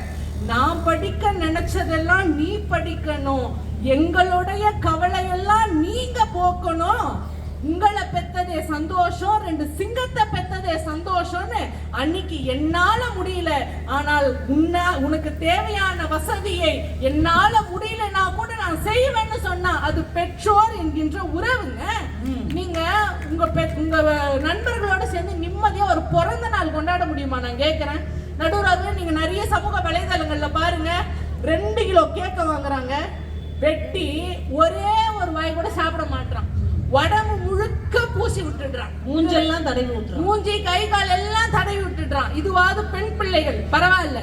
இந்த ஆண் தோழர்கள் என்ன தெரியுமா பண்றாங்க? அப்படி கேக்கு பூசினது மட்டும் இல்லாம யாருக்கு பிறந்த நாளோ அவனையே இழுத்து போட்டு அடி அடின்னு அடிக்கிறாங்க. அந்த கேக்ல அவன் தலையை பிடிச்சி சடார்னு அமைக்கிட்டு எடுக்கிறாங்க. இதெல்லாம் ஒரு மகிழ்ச்சியா? நான் கேட்கிறேன், இதெல்லாம் ஒரு சந்தோஷமா, வெக்கமாக இல்லையா? இப்படி இல்லாம பிறந்த நாள் கொண்டாடுவீர்கள். ஏங்க வீட்டுல அதே பிறந்த நாள் அன்னைக்கு ஒவ்வொருத்தர் ஒவ்வொரு விதமான பரிசு கொடுக்கலாம். உங்க ஃப்ரெண்டுக்குலாம் நீங்க பார்ட்டி ட்ரீட்னு தாங்க கொடுக்கணும். ஆனா தாத்தா பாட்டின்னு ஒரு உறவு இருப்பாங்க பாருங்க, பெருசா ஒண்ணும் கொடுக்க மாட்டாங்க. அந்த பிள்ளைய கூப்பிட்டு அவனுடைய நெத்தியில ஒரு திருநீர் வச்சு நீ எங்க இருந்தாலும் நல்லா இருக்கணும் சாமின்னு வாழ்த்துறாங்க பாருங்க. அந்த வாழ்த்தை விடவாங்க உங்களோட இதுல பெருசா இட போது. நான் கேட்கிறேன், அந்த ஆசீர்வாதம் தாங்க உண்மையான பிறந்த நாள் வாழ்த்து. உண்மைங்க. நம்ம கூடவே சின்ன வயசுல நம்மளுடைய சகோதரர்கள் கிட்ட பல சண்டைகள் போட்டிருப்போங்க. சின்ன சின்ன விஷயத்துக்காக சண்டை போட்ட நாம பெரிய வயசாகி நமக்கு பக்கபலமா இருக்கிறது யார் தெரியுங்களா? நம்மளுடைய சகோதரர்களா தான் இருப்பாங்க. மேதகு ஏபிஜே அப்துல் கலாம் ஐயாவே தன்னுடைய உயர் படிப்பு படிக்கணும் பொழுது அவருடைய சகோதரி ஆசிம் ஜொஹரா தான் தன் கையில் இருந்த தங்க வளையலை பக்க துணையா கொடுத்து உதவி இருக்காங்கன்னு சொன்னா நமக்கு எப்பொழுதும் உறுதுணையாக இருக்கிறது சகோதரர்கள் என்ற உறவு. போட்டிருக்கீங்களா? உங்களுக்கு ஏதாவது பிரச்சனைனா சொல்லுங்க, அவங்க வலையில கட்டி கொடுத்துருவாங்க. ஏன்னா கவரிங். ஓ, அது வேற அப்படியா? இந்த சகோதரர்களுடைய உறவு என்ன தெரியுங்களா? கூட இருக்கும் போது அவங்களுடைய அருமை தெரியாதுங்க. எங்க அம்மா கூட பிறந்தவங்க 4 சகோதரர்கள். சின்ன வயசா இருக்கும்பொழுது ரொம்ப வறுமைங்க. எங்க தாத்தா வீட்டுக்கு வரும்பொழுது ஒரு 100 கிராம் மிக்சர் பாக்கெட் வாங்கிட்டு வருவாராம். அந்த 100 கிராம் மிக்சரையும் அந்த 4 சகோதரிகளுக்கு பிரிச்சு கொடுப்பாங்களாம். 4 பேருக்கு பிரிச்சு கொடுத்தா எவ்வளவுங்க வரும்? ஒரு கைப்பிடி கூட வராது. அப்ப எங்க அம்மா நினைப்பாங்களாம், சே நம்ம பெரிய வயசாகி நிறைய சம்பாதிக்கணும், மூட்டை மூட்டையா மிக்சர் வாங்கி சாப்பிடணும்னு நினைப்பாங்களாம். இப்ப எங்க அம்மா ஒரு அரசாங்க ஆசிரியரா இருக்கிறாங்க. நினைச்சா மூட்டை மூட்டையா மிச்சர் இல்ல, மிச்சர் கடையே வைக்கலாம். ஆனா எங்க அம்மா இப்ப சொல்றாங்க, கால சூழல் சகோதரர்கள் எல்லாம் பிரிஞ்சுட்டாங்க. அன்னைக்கு வறுமை இருந்தது, சாப்பிடும் போது என் வயிறு தான் நிறையல, என் மனசு நிறைஞ்சது. இன்னைக்கு என் அண்ணன் தம்பி இல்லாம சாப்பிடுறேன், வயிறு நிறையுது ஆனா மனசு நிறைய மாட்டேங்குதுன்னு சொன்னா அதுதாங்க உறவுனுடைய உன்னதம். அந்த தாய் மாமன்ற ஒரு உறவு இருக்கு பாருங்க, எவ்வளவு அற்புதமான ஒரு உறவு தெரியுங்களாங்க. தாய்க்கு நிகரான ஒரு உறவுன்றது தாங்க தாய் மாமன்ற உறவு. என்ன வளர்த்ததே என் தாய் மாமா தாங்க. வீட்டுல வசதி வாய்ப்புக்கு எந்த குறையும் இல்லை. அப்பா அம்மா 2 பேருமே ஆசிரியர்கள் தான். இருந்தாலும் என்ன பள்ளிக்கூடத்துக்கு கூட்டிட்டு வரத்துக்கு எங்க தாய் மாமா தாங்க என்ன பாராட்டி சீராட்டி குளிக்க வச்சு எனக்கு சீருடை எல்லாம் போட்டு. எங்க கூட படிக்கக்கூடிய நண்பர்கள்லாம் பெரிய பெரிய கார்லயும் பைக்லயும் வருவாங்க. அவங்களாம் கூட மகிழ்ச்சியா இருந்தாங்களான்னு சொல்ல முடியாதுங்க. ஆனா எங்க மாமா ஒரு சின்ன ஓட்ட சைக்கிள் வச்சிருப்பாரு. அந்த கம்பி வச்ச சைக்கிள் தெரியும் இல்லையா? அந்த கம்பி வச்ச சைக்கிள் மேல என்ன நிக்க வைப்பாரு பாருங்க. எங்க மாமா தோலை நான் கட்டி பிடிச்சுப்பேங்க. அப்படி அந்த தெருவுல போகும் பொழுது ஒரு மகாராணியே பல்லக்குல போன மாதிரி ஒரு சந்தோஷமும் பாதுகாப்பும் இருந்தது பாருங்க. அதெல்லாம் உங்களுடைய நட்புல நான் கிடைக்குமா? நான் கேட்கிறேன். நடுவர்களே, இறுதியாக 2 செய்தியை சொல்லி நிறைவு செய்யறேன். இப்படி நம் வாழ்க்கையில் ஒவ்வொரு உறவும் ஒவ்வொரு உன்னதத்தை தருதுன்னா நம் வாழ்நாள் தோழர்களாக இருக்கிறது யார் தெரியுமா? கணவன் மனைவின்ற உறவு தாங்க. அவங்க தாங்க ஒருத்தருக்கு ஒருத்தர் உறுதுணையா இருக்கிறாங்க. ஆமா, உண்மைதாங்க. ஏன்னா அந்த தாய் கிழவின்னு இப்ப சமீபத்துல ஒரு திரைப்படம் வந்தது, பெரும்பாலானோர் பார்த்திருப்பாங்க. இருப்பாங்க. அம்மா மேல அவ்வளவு பாசமா இருப்பாங்க பிள்ளைகள்லாம். அதுல பல்வேறு விதமான தாய்க்கு எப்படி முக்கியத்துவம் தரணும், சகோதரர்களுக்கு எப்படி முக்கியத்துவம் தரணும்னா சொல்லியிருப்பாங்க. ஆனா எனக்கு பிடிச்ச கதாபாத்திரம் யாரு தெரியுங்களா? நான் ரொம்ப லிட்டில் பிஸிஸா இருக்கேன் அப்படின்னு ஒருத்தர் பேசுவாரு. அவரே தான். பெண்ணி குயிக்குன்னு ஒரு கதாபாத்திரங்க. அந்த கதாபாத்திரத்துல இருக்கிறவருக்கு அந்த படம் முழுக்க 40 வயசு ஆகியும் கல்யாணம் ஆகியிருக்காரு. போற இடம் வர இடம் எல்லாம் பொண்ணு தேடிக்கிட்டே இருப்பாரு. ஒரு கட்டத்துல படத்தினுடைய கிளைமேக்ஸ்ல நண்பர்கள்லாம் சேர்ந்து கிண்டல் பண்ணுவாங்க. இவன் ஒருத்தன் எங்க போனாலும் பொண்ணு தேடிக்கிட்டே இருப்பான், ஏன்டா உனக்கு அறிவு இருக்கா, எங்களை பார்த்துமாடா உனக்கு கல்யாணம் பண்ணணும்னு ஆசை வருது, நாங்க படுற கஷ்டம் பத்தாதான்னு கேட்பாரு. அப்ப பெண்ணி குயிக் சொல்லுவாரு, என்ன இப்படி சொல்லிட்டீங்க, நம்மலாம் ஒன்னா உட்காந்துட்டு இருப்போமா, உங்க வீட்டம்மா கால் பண்ணி ஐயா எங்க இருக்க, எப்பயா வருவ, சாப்பிட்டியா இல்லையான்னு கேட்பாங்க. எனக்கு ஆசையா இருக்கும், பொறாமையா இருக்கும், நமக்குன்னு ஒருத்தி இருக்க மாட்டாளா, நம்மளையும் வந்து எங்க இருக்க ஏது இருக்குன்னு கேட்க மாட்டாளா, நமக்குன்னு ஒரு ரேஷன் கார்டு இருக்காதா, நம்மளையும் மதிச்சு ஒருத்தவங்க பத்திரிக்கை வைக்க மாட்டாங்களான்னு என் மனசு ஏங்கி தவிக்கும்ன்றாங்க பாருங்க. இப்படி ஒரு கட்டத்தில் உங்களுடைய நண்பர்கள் இல்லாமலே போயிடுவாங்க. ஆனா உங்களுக்காக ஒரு உயிர் துடிக்கும் என்றால் அது கணவனுக்கு மனைவியும் மனைவிக்கு கணவனும் தாங்க. என்னுடைய அணி தலைவர் சொன்ன மாதிரி, உங்க அணி தலைவர்? ஆமா, எங்களுடைய அணி தலைவர் சொன்ன மாதிரி ஒவ்வொரு காலகட்டத்திலும் ஒவ்வொரு நண்பர்கள் இருப்பாங்க, இல்லாமலும் போவாங்க. அதனால நமக்கு வாழ்க்கையில ஏதாவது ஒரு மாற்றமோ இல்ல ஏமாற்றமோ இருக்குமான்னு கேட்டா இருக்காதுங்க. காரணம், பிரிந்தால் இறப்பது நட்பு, ஆனால் இறந்தாலும் பிரியாததுதான் உறவு என்று சொன்னால் இதைதான் வைரமுத்து ரொம்ப அழகா சொல்லியிருப்பாருங்க. தோழிமார் கதை அப்படின்னு இருக்கும். 2 தோழிகள் எவ்வளவு உயிருக்கு உயிரா சிநேகிதமா இருக்காங்கன்னு வந்து அந்த கவிதையை ஆரம்பிப்பார். ஆத்தோரம் பூத்த மரம் ஆணை கட்டும் புங்க மரம்னு 2 தோழிகள் எப்படி வந்து உயிருக்கு உயிரா சிநேகிதமா இருக்காங்கன்னு ஆரம்பிச்ச அவரு வாழ்க்கையினுடைய யதார்த்தத்தை சொல்லி முடிச்சிருப்பார். ஊம்புள்ள ஊம் புருஷன் ஊம் பொழப்பு உன்னோட, ஏன் புள்ள ஏன் புருஷன் ஏன் பொழப்பு என்னோட, ஆத்தோரம் பூத்த மரம் ஆணை கட்டும் புங்க மரம் போன வருஷம் அடிச்ச புயல் காத்துல ஓஞ்சிடுச்சுன்னு சொன்னா வாழ்க்கையில் நாம் ஓட்டமாக ஓடிக்கொண்டு இருப்பதே நண்பர்கள் நல்லா இருக்கணும், நண்பர்கள் குடும்பம் நல்லா வந்து செழிப்பா இருக்கணும்ன்றதுக்காக கிடையாதுங்க. நம் பிள்ளை நல்லா இருக்கணும், நம் துணை நல்லா இருக்கணும்ன்றதுக்காக தான் நம்முடைய வாழ்க்கையே நாம் வாழ்ந்து கொண்டிருக்கிறோம் என்று சொன்னால் உற்ற நேரத்தில் உறுதுணையாக இருப்பது உறவே என்று கூறி நல்ல வாய்ப்பிற்கு நன்றி கூறி இடம் சார்கிறேன். நன்றி, வணக்கம். இன்னைக்கு நித்ய பிரியா பேசின பேச்சு ஒரு அபாரமான ஒரு பேச்சு, உறவுக்கான ஒரு பொறுப்பான ஒரு பேச்சு. தட்டி கழிச்சு போகாம ஒவ்வொரு காலகட்டத்திலையும் இந்த உறவு எப்படி நம்மளை வந்து நேசிக்குது, நம்மளை தோல்ல தூக்கி வச்சு தாங்குது. அதுவும் அந்த தாய் மாமா கழுத்தை கட்டி பிடிச்சிட்டு அந்த ஓட்ட சைக்கிள்ல போவாங்களாம். அதுக்கு அவங்க ஒரு ஊமை சொன்னாங்க பாருங்களேன், பல்லக்குல உட்காந்து ஒரு இளவரசி போவது மாலை நான் போனேன். அதாங்க உறவு. என் அம்மா கையை பிடிச்சி, தாத்தா கையை பிடிச்சி, பாட்டி மடியில உட்காந்து இந்த சந்தோஷத்தை எல்லாம் நண்பர்களோட உட்காந்து சும்மா உட்காந்து சிரிக்கிறதுல என்னங்க கிடைக்குது. ரொம்ப அழகா பேசியிருக்கிறாங்க, அவங்களுக்கு ஒரு பெரிய பாராட்டுக்கள். அவங்க அந்த தாய்க்கிழவி படத்துல இருந்தும் ஒரு வசனம் சொன்னாங்க. இப்போ நீங்க எல்லாரும் கிளம்பி வீட்டுக்கு போறீங்க, கதவை திறந்து வாங்கன்னு சொல்றதுக்கு ஒரு ஆள் இருந்தால் தானே இந்த வாழ்க்கை அழகானதா இருக்கும். இப்போ நம்ம ஃப்ரெண்டே கதவை திறந்து வாடா அப்படின்னு சொன்னா எப்படி இருக்கும்? அந்த விடியா மூஞ்சி கூட தான் இவ்வளவு நேரம் உட்காந்துருந்தோம். வீட்டுக்கு போனாலும் அவன் தான் உட்காந்துருப்பானா, வாழவே தேவையில்லையே. எங்க போனாலும், எந்த ஊருக்கு போனாலும், எந்த நாட்டுக்கு போனாலும் எப்படா வீட்டுக்கு போய் முட்டு ரசஞ்சோறு சாப்பிடுவோன்னு இருக்குன்னு மனசு ஏங்குகிறது என்றால் அது வீடு கொடுக்கிற சுகம் இல்லையா? நம்ம எவ்வளவு நாளும் சுத்தலாம். மனைவியை பார்த்தாலும் மனைவி பத்தி ஜோக் சொன்னா அவ்வளவு சிரிப்பீங்க நீங்க. ஆனா மனைவிட்ட இருந்து உங்களுக்கு போனே வரலன்னா எப்படி இருக்கும் மனசு?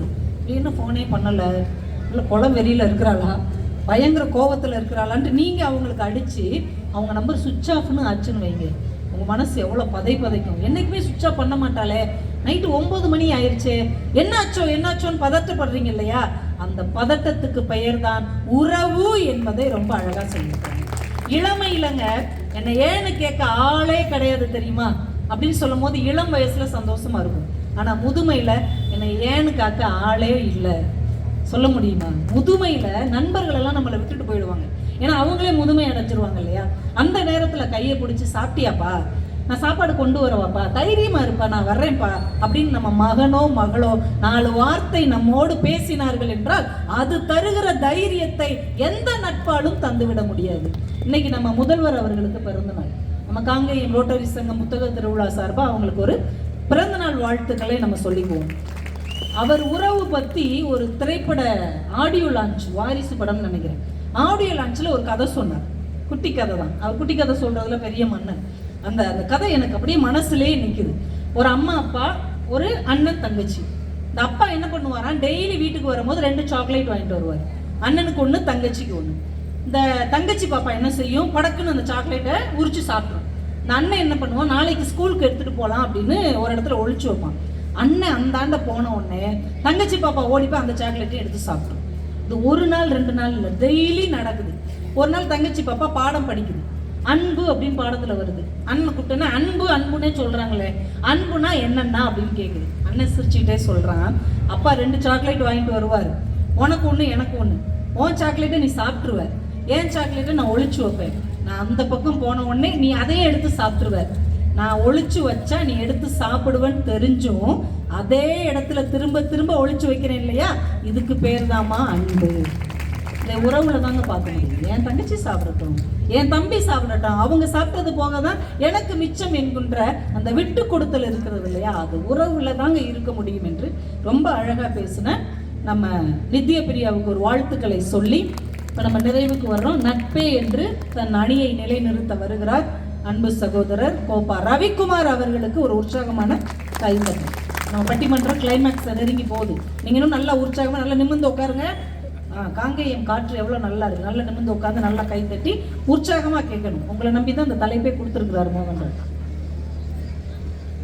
மைக்கை வீட்டுக்கு கொண்டு போயிடாதீங்க தம்பி, நண்பர்கள் வருத்தப்படுவாங்க. நடுவர் அவர்களே, பொதுவா ஒரு கல்யாண மண்டபத்துல கடைசி பந்தியில சாப்பிடுற நிலைமையும், ஒரு பட்டிமன்றத்துல கடைசியா பேசுறவன் நிலைமையும் ஒண்ணு. அப்ப தீர்ப்பு சொல்ற ஏன் நிலைமையை நினைச்சு பாருங்க. உங்களுக்கும் சேர்த்துதான் நான் பேசிக்கிட்டு இருக்கேன். நன்றிப்பா. என்னைக்கும் உங்களை நான் விட்டு பேச மாட்டேன். புரிந்து சிரித்தவர்களுக்கு நன்றி. இந்த கல்யாண வீட்டுல கடைசி பந்தியில சாப்பிடுறவன் நிலைமைய பார்த்திருக்கீங்களா? கிழிஞ்ச இலை, உடஞ்ச அப்பளம், காஞ்ச சோறு, கொஞ்சம் அடி பிடிச்ச பாயாசம். ஆனாலும் அதுல நமக்கு ஒரு 2 முந்திரி சிக்காதான்னு சில பேர் எந்திரிச்சு. ஆனால் எனக்கு நம்பிக்கை இருக்கிறது, காங்கேயம் நகர ரோட்டரி நடத்தக்கூடிய பட்டொளி வீசுகிற இந்த 11ஆம் ஆண்டு காங்கேயம் புத்தக திருவிழாவில் கடைசி பந்தியில் பரிமாறுகிற இந்த உணவும் சுவைக்கும் என்கிற நம்பிக்கையில் அமர்ந்திருக்கிற அத்தனை பேரின் பாதங்களுக்கும் என் பைந்தமிழ் வணக்கங்களை சொல்லி, ராஜபாளையத்திலிருந்து பேசும் பூங்காற்று வந்திருப்பதனால் இன்றைக்கு காங்கேயமே குளிர்ந்திருக்கிறது. ஒரு கைதட்டல் கொடுங்க.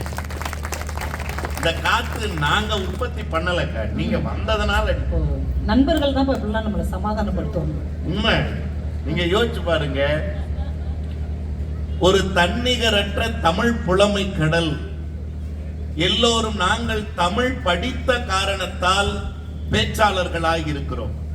ஆனால் பேச்சாளராக தன் பாதையை தொடங்கி தமிழில் முதுகலை பட்டம் பயின்றவர் நம்முடைய மரியாதைக்குரிய நடுவர் அவர்கள். இப்ப நீங்க கைதட்டல் கொடுங்க.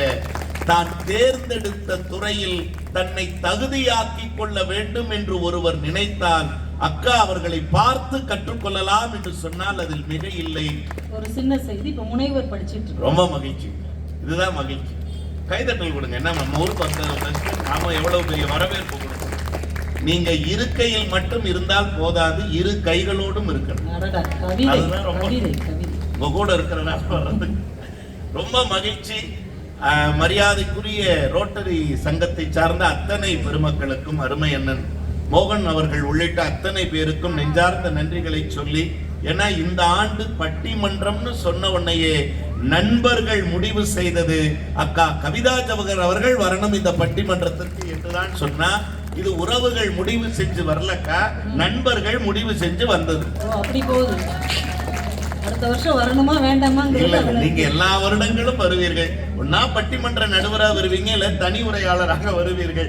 எப்படி இருந்தாலும் இந்த பேசும் பூங்காற்று காங்கேய மண்ணில் நிலை கொள்ள வேண்டும் என்பதுதான் எல்லா மக்களினுடைய விருப்பம். நடுவர் அவர்களே, உண்மையிலுமே அந்த குழந்தைக்கு பயிற்றுவித்த அன்போடு பயிற்றுவித்த அந்த பெற்றோர்களுக்கு ஒரு நல்ல கைதட்டல் கொடுக்கலாம். அந்த குழந்தை அருமையா. ரொம்ப அழகா ஆற்றொழுக்கான பேச்சு. முதலில் பேசுவதற்கு பேச்சாளர்களே தயங்குவாங்க. முதல்ல வேண்டாமா, ஆளே இல்லாம கம்பு சுத்த முடியாதுன்னு வேண்டாம்பாங்க. ஆனா வந்ததிலிருந்து இந்த சரஸ்வதி சபதம் படத்துல அந்த தாய் வந்து அந்த கவிஞனுடைய நாக்குல எழுதின உடனே அப்படியே அகர முதல எழுத்தெல்லாம் அறிய வைத்தாய் எந்தன் தேவின்னுங்கிற மாதிரி அப்படி மழை பொழிந்த தங்கம். உண்மையாவே அந்த பிரகல்யாவுக்கு ஒரு நல்ல மேடை. அதை விட நான் மகிழ்ச்சி அடைந்ததுக்கா நீங்க வாழ்த்துன. ஏன்னா ஒரு நல்ல எண்ணத்தோடு ஒருவர் வாழ்த்துகிற போது அந்த வாக்கு பலிக்கும் என்பதிலே எந்த விதமான மாற்று கருத்தும் இல்லை.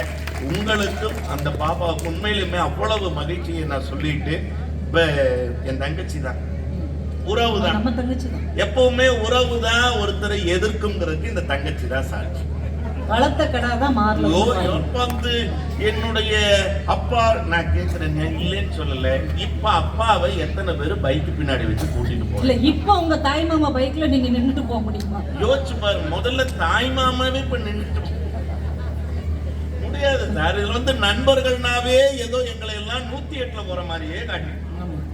வேற ஒண்ணு சொல்றேன், சென்னையில ஒருத்தர் இருக்காரு, திருச்சியில ஒருத்தர் இருக்காருங்க போது அக்கா சொன்னாங்க முன்னுரையில என்ன அறிமுகப்படுத்துகிற போது, ரவி இந்த மாதிரி இந்த ஊருக்கு போறேன்னு சொல்லும் போது அங்க என்னுடைய உறவு ஒருத்தர் இருப்பாருங்கிறதுக்கு எந்த நிச்சயமும் இல்லைங்க, ஆனால் என் நண்பன் என்று ஒருவன் அந்த இடத்தில் இருப்பதற்கான வாய்ப்புகள் இருக்கு அப்படின்னு சொன்னா.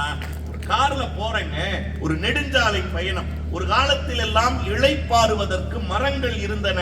ஆனால் இன்றைக்கு நீங்கள் நினைத்து பாருங்கள், இளைப்பாறுவதற்கு மரங்கள் இல்லை.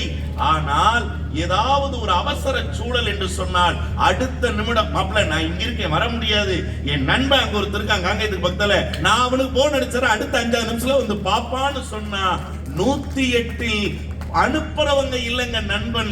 108 விட வேகமா வந்து உதவுறவன் தான் நல்ல நண்பனா இருக்க முடியும்.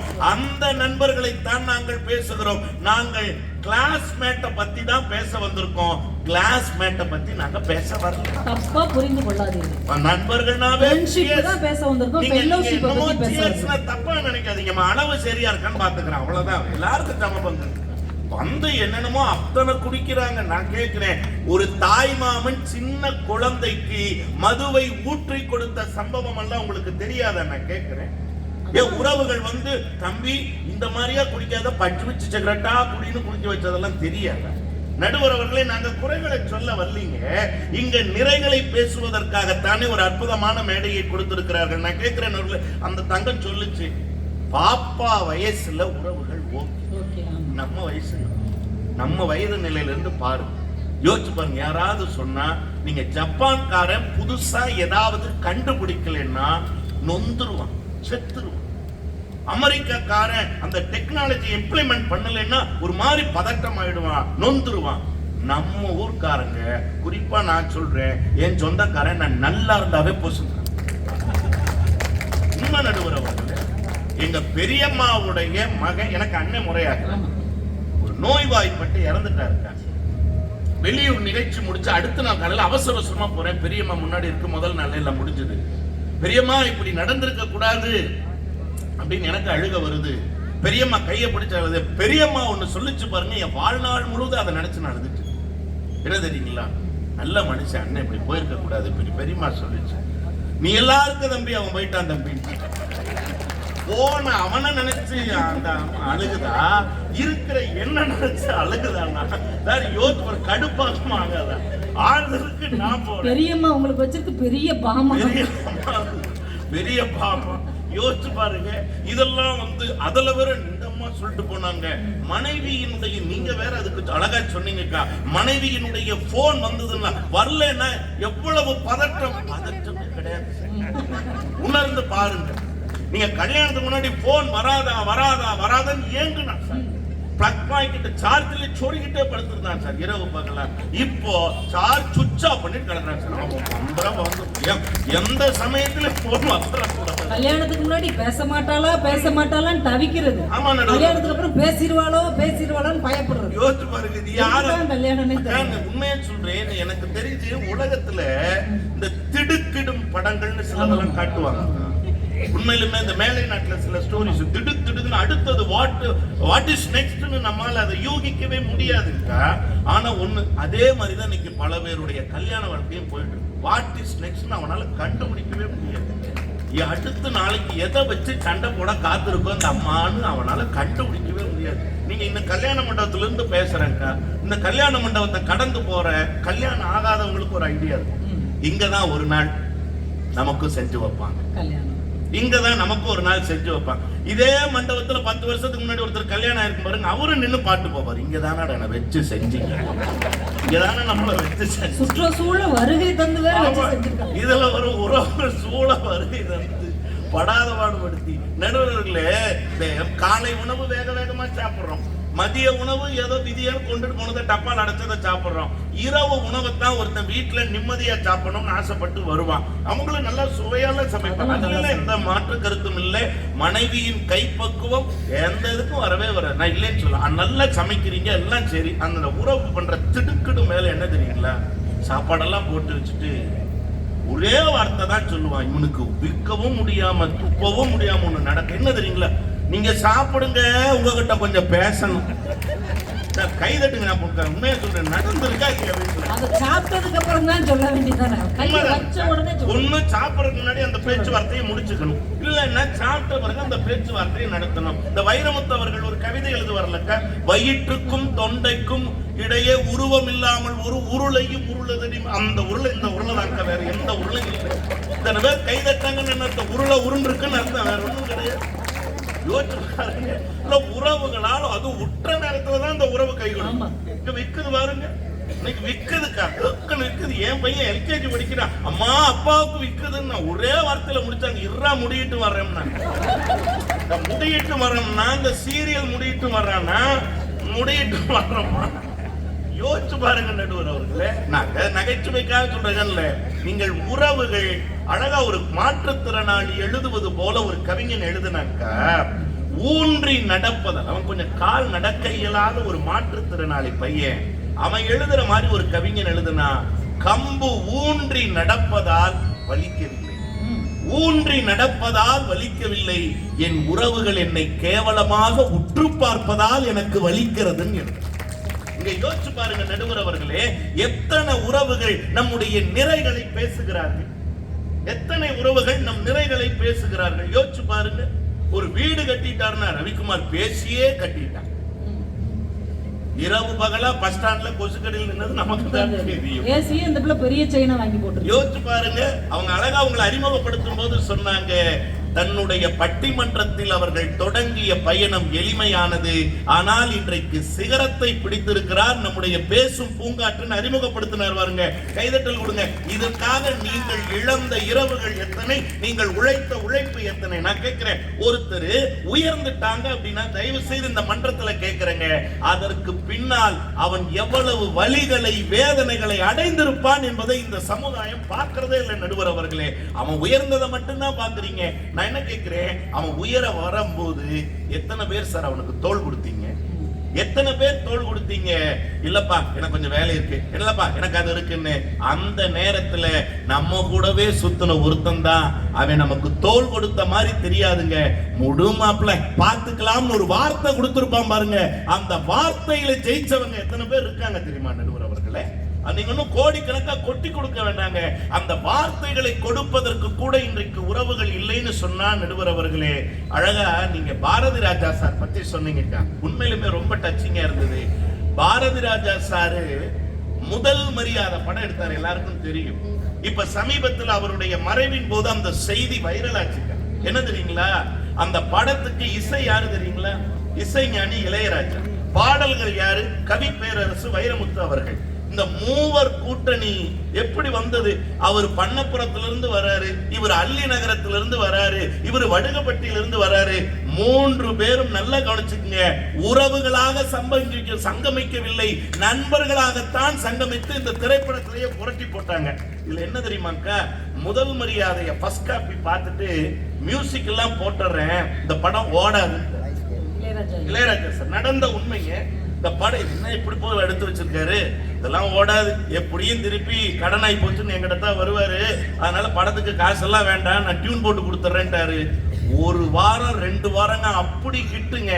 அதற்கு பிறகு பாரதி ராஜா கொண்டு வந்து பெட்டி நிறைய பணத்தை கொடுக்கிறாரு இளையராஜா. அதுக்கப்புறம் தான் வாங்கினாருன்னா, ஒரு நண்பன் தோற்று விடக்கூடாது, அவன் சிரமப்பட்டு விடக்கூடாதுன்னு சொல்லி வருங்காலத்தை நினைத்து நிகழ்காலத்தில் தனக்கான ஒரு தொகையை கூட வாங்கிக்க முடியாம யோசிச்சு பாருங்க, நண்பனுக்காக கொடுத்தாரு பாருங்க இசைஞானி இளையராஜா. தயவு செய்து யோசிச்சு பாருங்க, இப்படிப்பட்ட நட்புகள் வாய்ப்பது வாழ்க்கையினுடைய வரம் நடுவர் அவர்களே. இது இல்லைன்னு நம்ம சொல்லிட முடியுமா? நடுவர் அவர்களே, கம்பராமாயணத்தை என்னுடைய தங்கை சுட்டி காட்டினார். நீங்க குகனோடு ராமன் கொண்ட நட்புன்னு வருகிற போது நேரம் இல்ல, ஒரே வரியில சொல்றேன், ஏண்டா பரதனை எதிர்த்து அந்த கரையில கங்கை கரையில நிக்கிறேன்னு கேட்டதுக்கு அவன் சொன்ன ஒரே வார்த்தை என்ன தெரியுங்களா? நான் செத்த பிறகுதான் என் உடலில் இருந்து உயிர் பிரிந்த பிறகுதான் பரதன் யாரை பார்க்க முடியும் தெரியுமா? ராமனை பார்க்க முடியும். அதுக்கு அவன் சொன்ன வார்த்தை, தோழமை என்று அவர் சொல்லிய சொல் ஒரு சொல் என்றும். என்ன நண்பன் சொல்லி நம்பி வந்துட்டான், அவனை பார்த்துக்க வேண்டியது, பாதுகாக்க வேண்டியது என்னுடைய பொறுப்பில்லையான்னு கேட்பான் நடுவர் அவர்களே. இதே நீங்கள் இலக்கியத்தில் எடுத்துக்கொண்டால், நம்முடைய மகாபாரதத்துல அவ்வளவு பெரிய சபையில போட்டியில ஜெயிச்சும் நம்முடைய கர்ணனுக்கு அங்கீகாரம் கிடைக்கல. ஏண்டா கிடைக்கலங்க போது, உங்க அப்பனாரு தெரியாது, உங்க அம்மா யாரு தெரியாது, எந்த உறவு காக்கும்னு நினைச்சீங்களோ அதே தாய் உறவு தான் அவனை தவிக்க விட்டது ஆத்துல. அதே தாய் உறவு தான் அவனை தவிக்க விட்டது. யார் எடுத்து வளர்த்தா? சல்லியன் என்கிற தேரோட்டி எடுத்து வளர்த்தான். யாருன்னே தெரியாதவனுக்கு இங்க அங்கீகாரம் கிடையாதுங்கும் போது அந்த இடத்துல துள்ளி எழுந்து வந்தவன் யாரு தெரியுங்களா? துரியோதனன் என்கிற மன்னன். வந்தவன் என்ன சொன்னா, இவன் சாதாரணமா நினைக்காத, இவன் யாரு என்னன்னு தெரியாததுனாலதானே நீ சொன்ன, இன்று முதல் இவன் அங்க தேசத்தின் அரசன் என்று சொல்லி தன்னுடைய மகுடத்தை எடுத்து கண்ணனுடைய மகுடத்துக்கு சூட்டுறான் அப்படின்னு சொன்னா, நடுவர் அவர்களே, மானம் காப்பதும் நட்புத்தான், உயிர் கொடுப்பதும் நட்புத்தான், உதிரம் கொடுப்பதும் நட்புத்தான், ஆபத்தில் உதவுவதும் நட்புத்தான். வாய்ப்புக்கு நன்றி, வணக்கம்.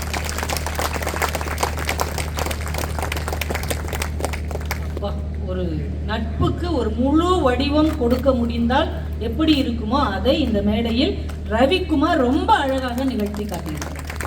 ஃப்ரெண்டுன்னா இப்படி இருக்கணுங்க. மகாபாரதத்துல கர்ணனை எடுத்து வளர்த்தவர் அதிரதன், சல்லியன் அந்த தேர் ஓட்டினான். அந்த கர்ணனுடைய வாழ்க்கையெல்லாம் பார்த்தோன்னா அப்படியே மனசே கலங்கி போயிடும். இன்னைக்கு அப்படிலாம் படமே வர்றது இல்லை. ஒரு நட்புனா அவன் வீரன் தாங்க, எல்லா வீரர்களுக்கும் சமமான வீரன், அர்ஜுனனை விட சிறந்த வீரன். ஆனா அங்கீகாரம் தரமாட்டாங்க. யாரு? குரு தரமாட்டேங்கிறார், நாட்டினுடைய அரசன் தரமாட்டேங்கிறான், பெரிய பெரிய ஆட்கள் இருக்கிறாங்க, சான்றோர்கள் இருக்கிறாங்க, யாருமே அங்கீகாரம் தரல. ஆனா ஒரே ஒருவன் எழுந்து நின்று இவனுக்கு அங்க தேசத்தை தருகிறேன் என்று சொன்ன தங்க மனசுக்காரன் துரியோதனன் என்று இன்றைக்கு அந்த நட்பு பேசப்படுகிறது. அந்த லெவல்ல ஒரு காட்சியெல்லாம் மிரட்டிடும். இன்னைக்கு வரைக்கும் நம்ம வீட்டுல நீங்க கற்பனையே பண்ண முடியாதுங்க. உங்க வீடுங்க, உங்க வீடு, உங்களுக்கு நல்ல க்ளோஸ் ஃப்ரெண்ட் ஒருத்தர் இருக்கிறார், உங்க நண்பரும் உங்க மனைவியும் உங்க வீட்டுல உட்காந்து கேரம் போர்டு விளையாடுறாங்கன்னு வைங்க, இல்ல செஸ் போர்டு விளையாடுறாங்கன்னு வைங்க. இந்த காட்சியை வந்து நம்ம கற்பனை பண்ண முடியுமா? நீங்க இல்லாத நேரம் நீங்களும் உங்க மனைவியும் உங்க நண்பனும் உட்காந்து விளையாடிட்டு இருக்கிறாங்க, நீங்க வாசல் வழியா வர்றீங்க. இந்த காட்சி மகாபாரதத்துல இருக்கு. இலக்கியம் ஏன் படிக்கணும்னு கேட்கிறோம் இல்லையா? ஒரு நண்பனை தனியா நம்ம வீட்டுல விட்டுட்டு போவோமா? 1000 ஆறு உயிர்னு சொல்லுவோம், நீ தான் என் உயிர்னு சொல்லுவோம். ஆனா அவனுக்கு ஒரு சின்ன எல்லை கட்டி தான் வச்சிருப்போம். ஆனா எந்த எல்லைகளையும் தாண்டியவன் உண்மையான நண்பன் என்று சொல்லிக் கொடுப்பதுதான் நம்முடைய இலக்கியம். பானுமதி துரியோதனன் மனைவி, கர்ணன் 2 பேரும் உட்கார்ந்து விளையாடிட்டு இருக்கிறாங்க, சொக்கட்டன் விளையாடிட்டு இருக்கிறாங்க. துரியோதனன் வர்றான், வாசல் பக்கமா பானுமதி உட்கார்ந்து இருக்கிறாங்க. கர்ணன் எதுக்கு உட்கார்ந்து இருக்கிறதுனால துரியோதனன் வர்றது தெரியல. பானுமதிக்கு தெரிஞ்சிருச்சு கணவர் வர்றாருன்னு. அவ வேற தோத்துட்டு இருக்கிற விளையாட்டுல. கணவர் வந்த உடனே மரியாதைக்காக அவ எந்திக்கிறா. கர்ணன் என்ன நினைச்சிட்டாரு, தோத்துக்கிட்டு இருக்கிறதுனால அவ பாதியில எந்திக்கிறான்னு, ஏய் உட்காருன்னு உணர்ச்சி வசப்பட்டு படக்குன்னு பிடிங்கிறாரு. அவ எந்திரிச்சதுனால அவ கழுத்துலயும் இடுப்புலையும் மாட்டியிருந்த அந்த மேகலையை அத்துறாரு. அது அப்படியே முத்துக்களாக அந்த கால் முழுக்க செதறுது. இப்ப இந்த ஒரு காட்சியை நம்ம வீட்டுல நினைச்சு பாருங்க, நினைச்சே பார்க்க முடியாது. இப்போ கர்ணன் பதச்சு போய் நிக்கிறான். ஒருவேளை தப்பா நினைச்சிட்டோம்னா என்ன பண்றதுன்னு அப்படியே வேர்த்து விறுவிறுக்குது. துரியோதனன் உள்ள வந்து இந்த முத்துக்களை எடுக்கவா கோர்க்கவான்னு கேட்கும். இந்த வசனம் ஏன் இப்படி வச்சாங்க? ஒரு ஊசியில நூல் கோர்ப்பதற்கு நம்ம பதட்டம் இல்லாம இருக்கணும், தெளிவா இருக்கணும், ஒரே சிந்தனையோட இருக்கணும். அப்படித்தான் ஊசியில நூல் கோர்க்க முடியும். துரியோதனன் என்ன சொல்ல வர்றான் தெரியுமா? இந்த முத்துக்களை எடுத்து கோர்க்கக்கூடிய அளவுக்கு நான் பதட்டம் இல்லாமல் உங்க 2 பேர் மேலேயும் முழு நம்பிக்கையோட இருக்கு. நாங்க நட்பு. இந்த மாதிரி நட்பை நம்ம குழந்தைகளுக்கு சொல்லி வளர்க்கணும். நல்ல நட்பு கொடுக்கிற ஒரு தைரியம், ஒரு துணிச்சல், வாழ்க்கைக்கான நம்பிக்கையை வேற யாராலையும் கொடுக்கவே முடியாது. நட்புக்கு ஒரு 2 விஷயம் சொல்றேன். ஏன்னா எங்களுக்கு நேரம் குறைவா கொடுத்துருக்கிறதுனால நம்ம சினிமா பத்தி வேற இவங்க பேசினாங்க. உண்மையிலே ரவிக்குமார் இன்னைக்கு நட்பை பத்தி பேசினது ரொம்ப அற்புதமான ஒரு பேச்சு. அவருக்கு ஒரு பெரிய வாழ்த்துக்களை சொல்லி, சந்திரமுகின்னு ஒரு படம், நம்ம சூப்பர் ஸ்டார் நடிச்ச படம், எல்லாருமே பார்த்துருப்பீங்க. அதுல ஒரு பாடல் வரும் தெரியுமா? தேவுடா தேவுடான்னு ஒரு பாட்டுல ரிப்பீட்டு அப்படின்னு ஒரு வார்த்தை வரும். அதுல ரிப்பீட்டு அப்படின்னு சொல்றவர் யாருன்னா அந்த படத்தினுடைய தயாரிப்பாளர் ராம்குமார் அவர்கள், சிவாஜி ஐயாவுடைய பையன். ரிப்பீட்டு அப்படின்பார். 2வது ஒரு ரிப்பீட் வரும். அதை யார் சொல்வார்னா அந்த படத்தின் இயக்குனரான பி. வாசு அவர்கள் சொல்வார். 3வது ஒரு ரிப்பீட் வரும். இவர் யாரோ முக்கியமான ஆள் நம்ம பார்த்தா சாதாரண ஒரு வேட்டியும் பனியனும் போட்டு தலையில ஒரு துண்டை அப்படி உருவி ரிப்பீட்னு ஒருத்தர் சொல்லிட்டு போயிடுவாரு. யாரு இருந்தாலும் டான்ஸ் மாஸ்டரா, படத்துல பாட்டு எழுதினாரா, இல்ல பங்குதாரரா, ஒண்ணுமே தெரியாது. அந்த ஒரு காட்சிக்கு வந்துட்டு போயிடுவார். அதுக்கப்புறம் தான் விகடன்ல ஒரு பேட்டி எடுத்து போட்டாங்க. 3வது ரிப்பீட்னு சொன்னவர் வேற யாரும் இல்லை, சூப்பர் ஸ்டார் ஆவதற்கு முன்னால் பெங்களூர்ல ஒரு சாதாரண கண்டக்டரா இருக்கும்போது உன்னால நடிக்க முடியும், உனக்கு நடிப்பு வரும்னு சொல்லி தன் பாக்கெட்டில இருந்து 200 ரூபாய் எடுத்து கொடுத்து சென்னைக்கு பஸ் ஏத்தி விட்ட டிரைவராக இருந்த நண்பன் ராஜ் பகதூர் என்று பதிவு செய்தார். அன்னைக்கு அவர் கொடுத்து அனுப்பி விட்டார். 40 வருஷம் கழிச்சு அந்த நண்பனை இவர் ஒரு திரைப்படத்துல அடையாளம் காட்டுகிறார். எந்த உயரத்துக்கு போனாலும் உறவுகள் மாறும். ஒருத்தங்க ஏற்ற தாழ்வு ஆச்சுன்னு வைங்களேன், பணக்கார உறவு வந்துச்சுன்னு வைங்க, நம்ம என்ன சொல்லுவோம்? யார் தெரியுமா? 50-60 பவுன் போட்டு கையெல்லாம் வைர வளையல் போட்டு பந்தாவா ஒருத்தங்க ஒரு BMW கார்ல வந்து இறங்கிட்டா மண்டபத்துல இருந்து பொண்ணு மாப்பிள்ளை முதற்கொண்டு ஓடுது. எதுக்கு? பணக்கார சொந்தக்காரங்க வந்துட்டாங்க. யாருங்க இவங்களை உங்க குடும்பத்துல பார்த்ததே? என்னங்க இப்படி கேட்டுட்டீங்க? எங்களுக்கு நெருங்கின சொந்தங்க. அதாங்க எந்த வழியில? ஏங்க எங்க சித்தப்பா ஒருத்தர் இருக்காருல்ல, ஆமா. அவருக்கு ஒரு பெரியப்பா இருக்காருல்ல, ஆமா. எங்க அந்த தூத்துக்குடியில் இரும்பு கடை வச்சிருக்காருல்ல, ஆமா. அவருடைய சின்ன மச்சானுடைய பெரிய குழந்தையாளுடைய சின்னம்மாளுடைய பெரியப்பாவுடைய தாய் மாமாவுடைய பொண்டாட்டிங்க எங்களுக்கு ரொம்ப க்ளோஸுங்கன்றாங்க. எது க்ளோஸ் ஆகுது? பணம் இருந்தா உறவு க்ளோஸ் ஆகுது. அவர் மாதிரியே ஒருத்தர் பழட்ட தலையோட பந்தி பரிமாறிக்கிட்டு இருக்காரு. உங்களை மாதிரியே இருக்காரு. இவர் யார்? இவரா? எனக்கு தூரத்து சொந்தம், எங்க அப்பாவுக்கு மகன். யாரு? கூட பிறந்த தம்பி. பணம் இல்லைன்னா கூட பிறந்த தம்பி அப்பாவுக்கு மகனாயிருவான், இல்லைன்னா தங்கச்சிக்கு அண்ணன் ஆயிடுவார். என் தங்கச்சிக்கு வந்து அண்ணன். ஏன்? அவர்கிட்ட பணம் இல்லை. அப்ப உறவுகள் பணம் இருந்தால் ஒரு பேச்சு, இல்லாவிட்டால் ஒரு பேச்சு. ஆனா நட்பு, பணம் இருந்தாலும் நீ என் நண்பன், பணமே இல்லாம நடுத்தருவுல நின்னாலும் ஏன் நண்பன் தாண்டான்னு சொல்லக்கூடிய அந்த மகிழ்ச்சி இருக்குல்ல. தாதா சாஹேப் பால்கே விருது கிடைச்சது. இந்திய சினிமாவின் மிகப்பெரிய விருது ரஜினி சாருக்கு. அந்த விருதை அவங்க அப்பாவுக்கு சமர்ப்பிச்சிருக்கலாம், அண்ணனுக்கு சமர்ப்பித்திருக்கலாம், இல்ல அவர் கூடவே இருந்த காதல் மனைவிக்கு, 2 மகளுக்கு, பேரனுக்கு. அவர் யாருக்கு சமர்ப்பிக்கல? யாருக்கு கொடுத்தார் தெரியுமா? இதே ராஜ் பகதூர். 40 வருஷத்துக்கு முன்னால தனக்கு ஒரு நல்ல வழி காட்டின நண்பன் ராஜ் பகதூருக்கு இதை நான் சமர்ப்பிக்கிறேன்னு சொன்னார்னா, எந்த உயரத்துல நீங்க சூப்பர் ஸ்டாரா இருங்க, அவர் டிரைவரா இருக்கட்டும், ஆனாலும் அந்த ஏற்றத்தாழ்வை உடைக்கிற பாலத்துக்கு நட்பு என்று பெயர் என்று இன்னைக்கும் நம்ம மக்கள் இந்த மண்ணில் நிரூபித்து கொண்டுதான் இருக்கிறார்கள். கொஞ்ச நாளைக்கு முன்னாடி ஒரு பெங்குவின் பறவையுடைய வீடியோ எல்லாரும் பார்த்திருப்பீங்க, பாத்தீங்கல்ல? அது பாட்டுக்கு கூட்டத்தை விட்டு போச்சு. அது 2007 வெர்னர் ஹெர்ஷாக் அப்படிங்கிற ஒரு ஜெர்மன் டைரக்டர் எடுத்த ஒரு ஆவணப்படம். அவர் 1978 ஒரு குட்டி புத்தகம் ஒன்று எழுதினார், of walking on the ice. சின்ன புத்தகம், வாய்ப்பு இருந்தால் அவங்க குழந்தைகளுக்கு வாங்கி கொடுங்க. ஆங்கில புத்தகம், ஓரளவு எளிமையாக தான் இருக்கும். 1978 வெர்னர் ஹெர்ஷாக் ஜெர்மன்ல உள்ள ஒரு மிகப்பெரிய இயக்குனர்.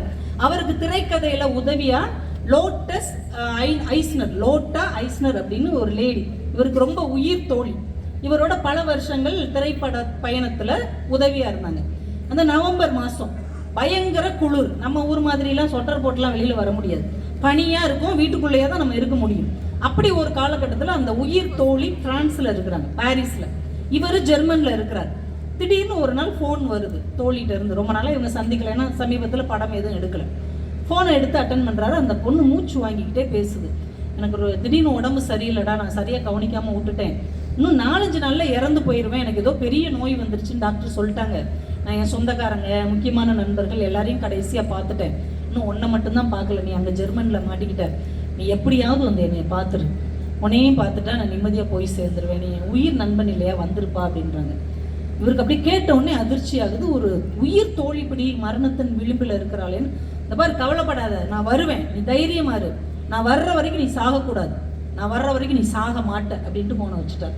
அப்போ மொபைல் கிடையாது, டெலிஃபோன் தான் வச்சுட்டு, இப்போ உங்கள் உயிர் தோழி மரணத்தின் விளிம்பில் இருக்கிறாங்க, நீங்கள் எப்படிங்க அவங்கள பார்க்க போவீங்க? அவசரமாக ஒரு ஃப்ளைட் பிடிச்சி போவீங்க, ட்ரெயினில் போவீங்க, ஒரு காரு பைக் இப்படி தானே போவோம். இந்த மனுஷன் என்ன பண்ணார் தெரியுமா?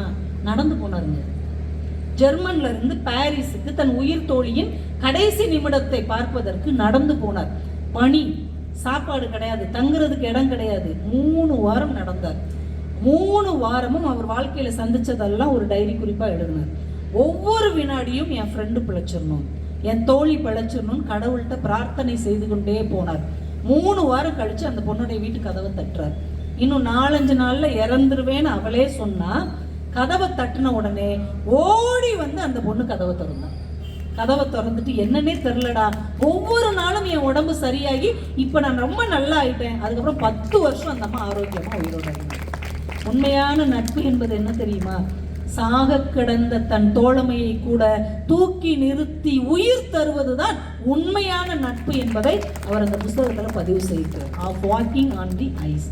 3 வாரம் அவர் வாழ்க்கையில நடந்த நிஜ சம்பவங்களையும் தன் தோழி உயிர் பெற்றதையும் அவர் பதிவு செய்திருக்கிறார். ஒரு ஆத்மார்த்தமான நட்பு எவ்வளவு உயர்ந்ததாக இருக்கும். சிறகு கிடைத்தால் பறப்பது மட்டுமல்ல நல்ல நட்பு, சிலுவை கிடைத்தால் சுமப்பதும் நல்ல நட்பு தான் என்று இந்த அணி பேசி நிறைவு செஞ்சிருக்கிறாங்க. அப்ப உறவு ஒண்ணுமே இல்லையா? பிரகல்யால இருந்து நம்ம நித்திய பிரியா வரைக்கும் அவ்வளவு உறவுகளை கொண்டு வந்து அடுக்கி வச்சிருக்கிறாங்க. அப்ப அந்த உறவுக்கு நம்ம ஒரு சைடாவது யோசிச்சு பார்க்கணும்ல. நட்புக்குன்னு சில எல்லை இருக்குங்க, நட்புக்குன்னு ஒரு அளவுகோல் இருக்கு, நட்புக்கு அப்படின்னு ஒரு தராதரம் இருக்குது, நட்புக்கு அப்படின்னு ஒரு குறிப்பிட்ட காலம் தான் இருக்குது. இதை தாண்டி நட்பால வரவே முடியாது. நைட்டு 12 மணிக்கு உங்களுக்கு ஒரு ஃபோன் கால் வருதுன்னு வைங்க, உங்க ஆத்மார்த்தமான நண்பன் ஃபோன் அடிக்காரு, ஒய்ஃப் எடுத்து பார்க்குறாங்க, யாரு? நான் அந்த ஆளு தானே, அப்படியே ஃபோனை கவுத்தி வச்சிரு. நைட்டு 12 மணிக்கு ஃபோன் அடிச்சு அப்போ என்ன அப்படின்னு அந்த அம்மா திட்டும்.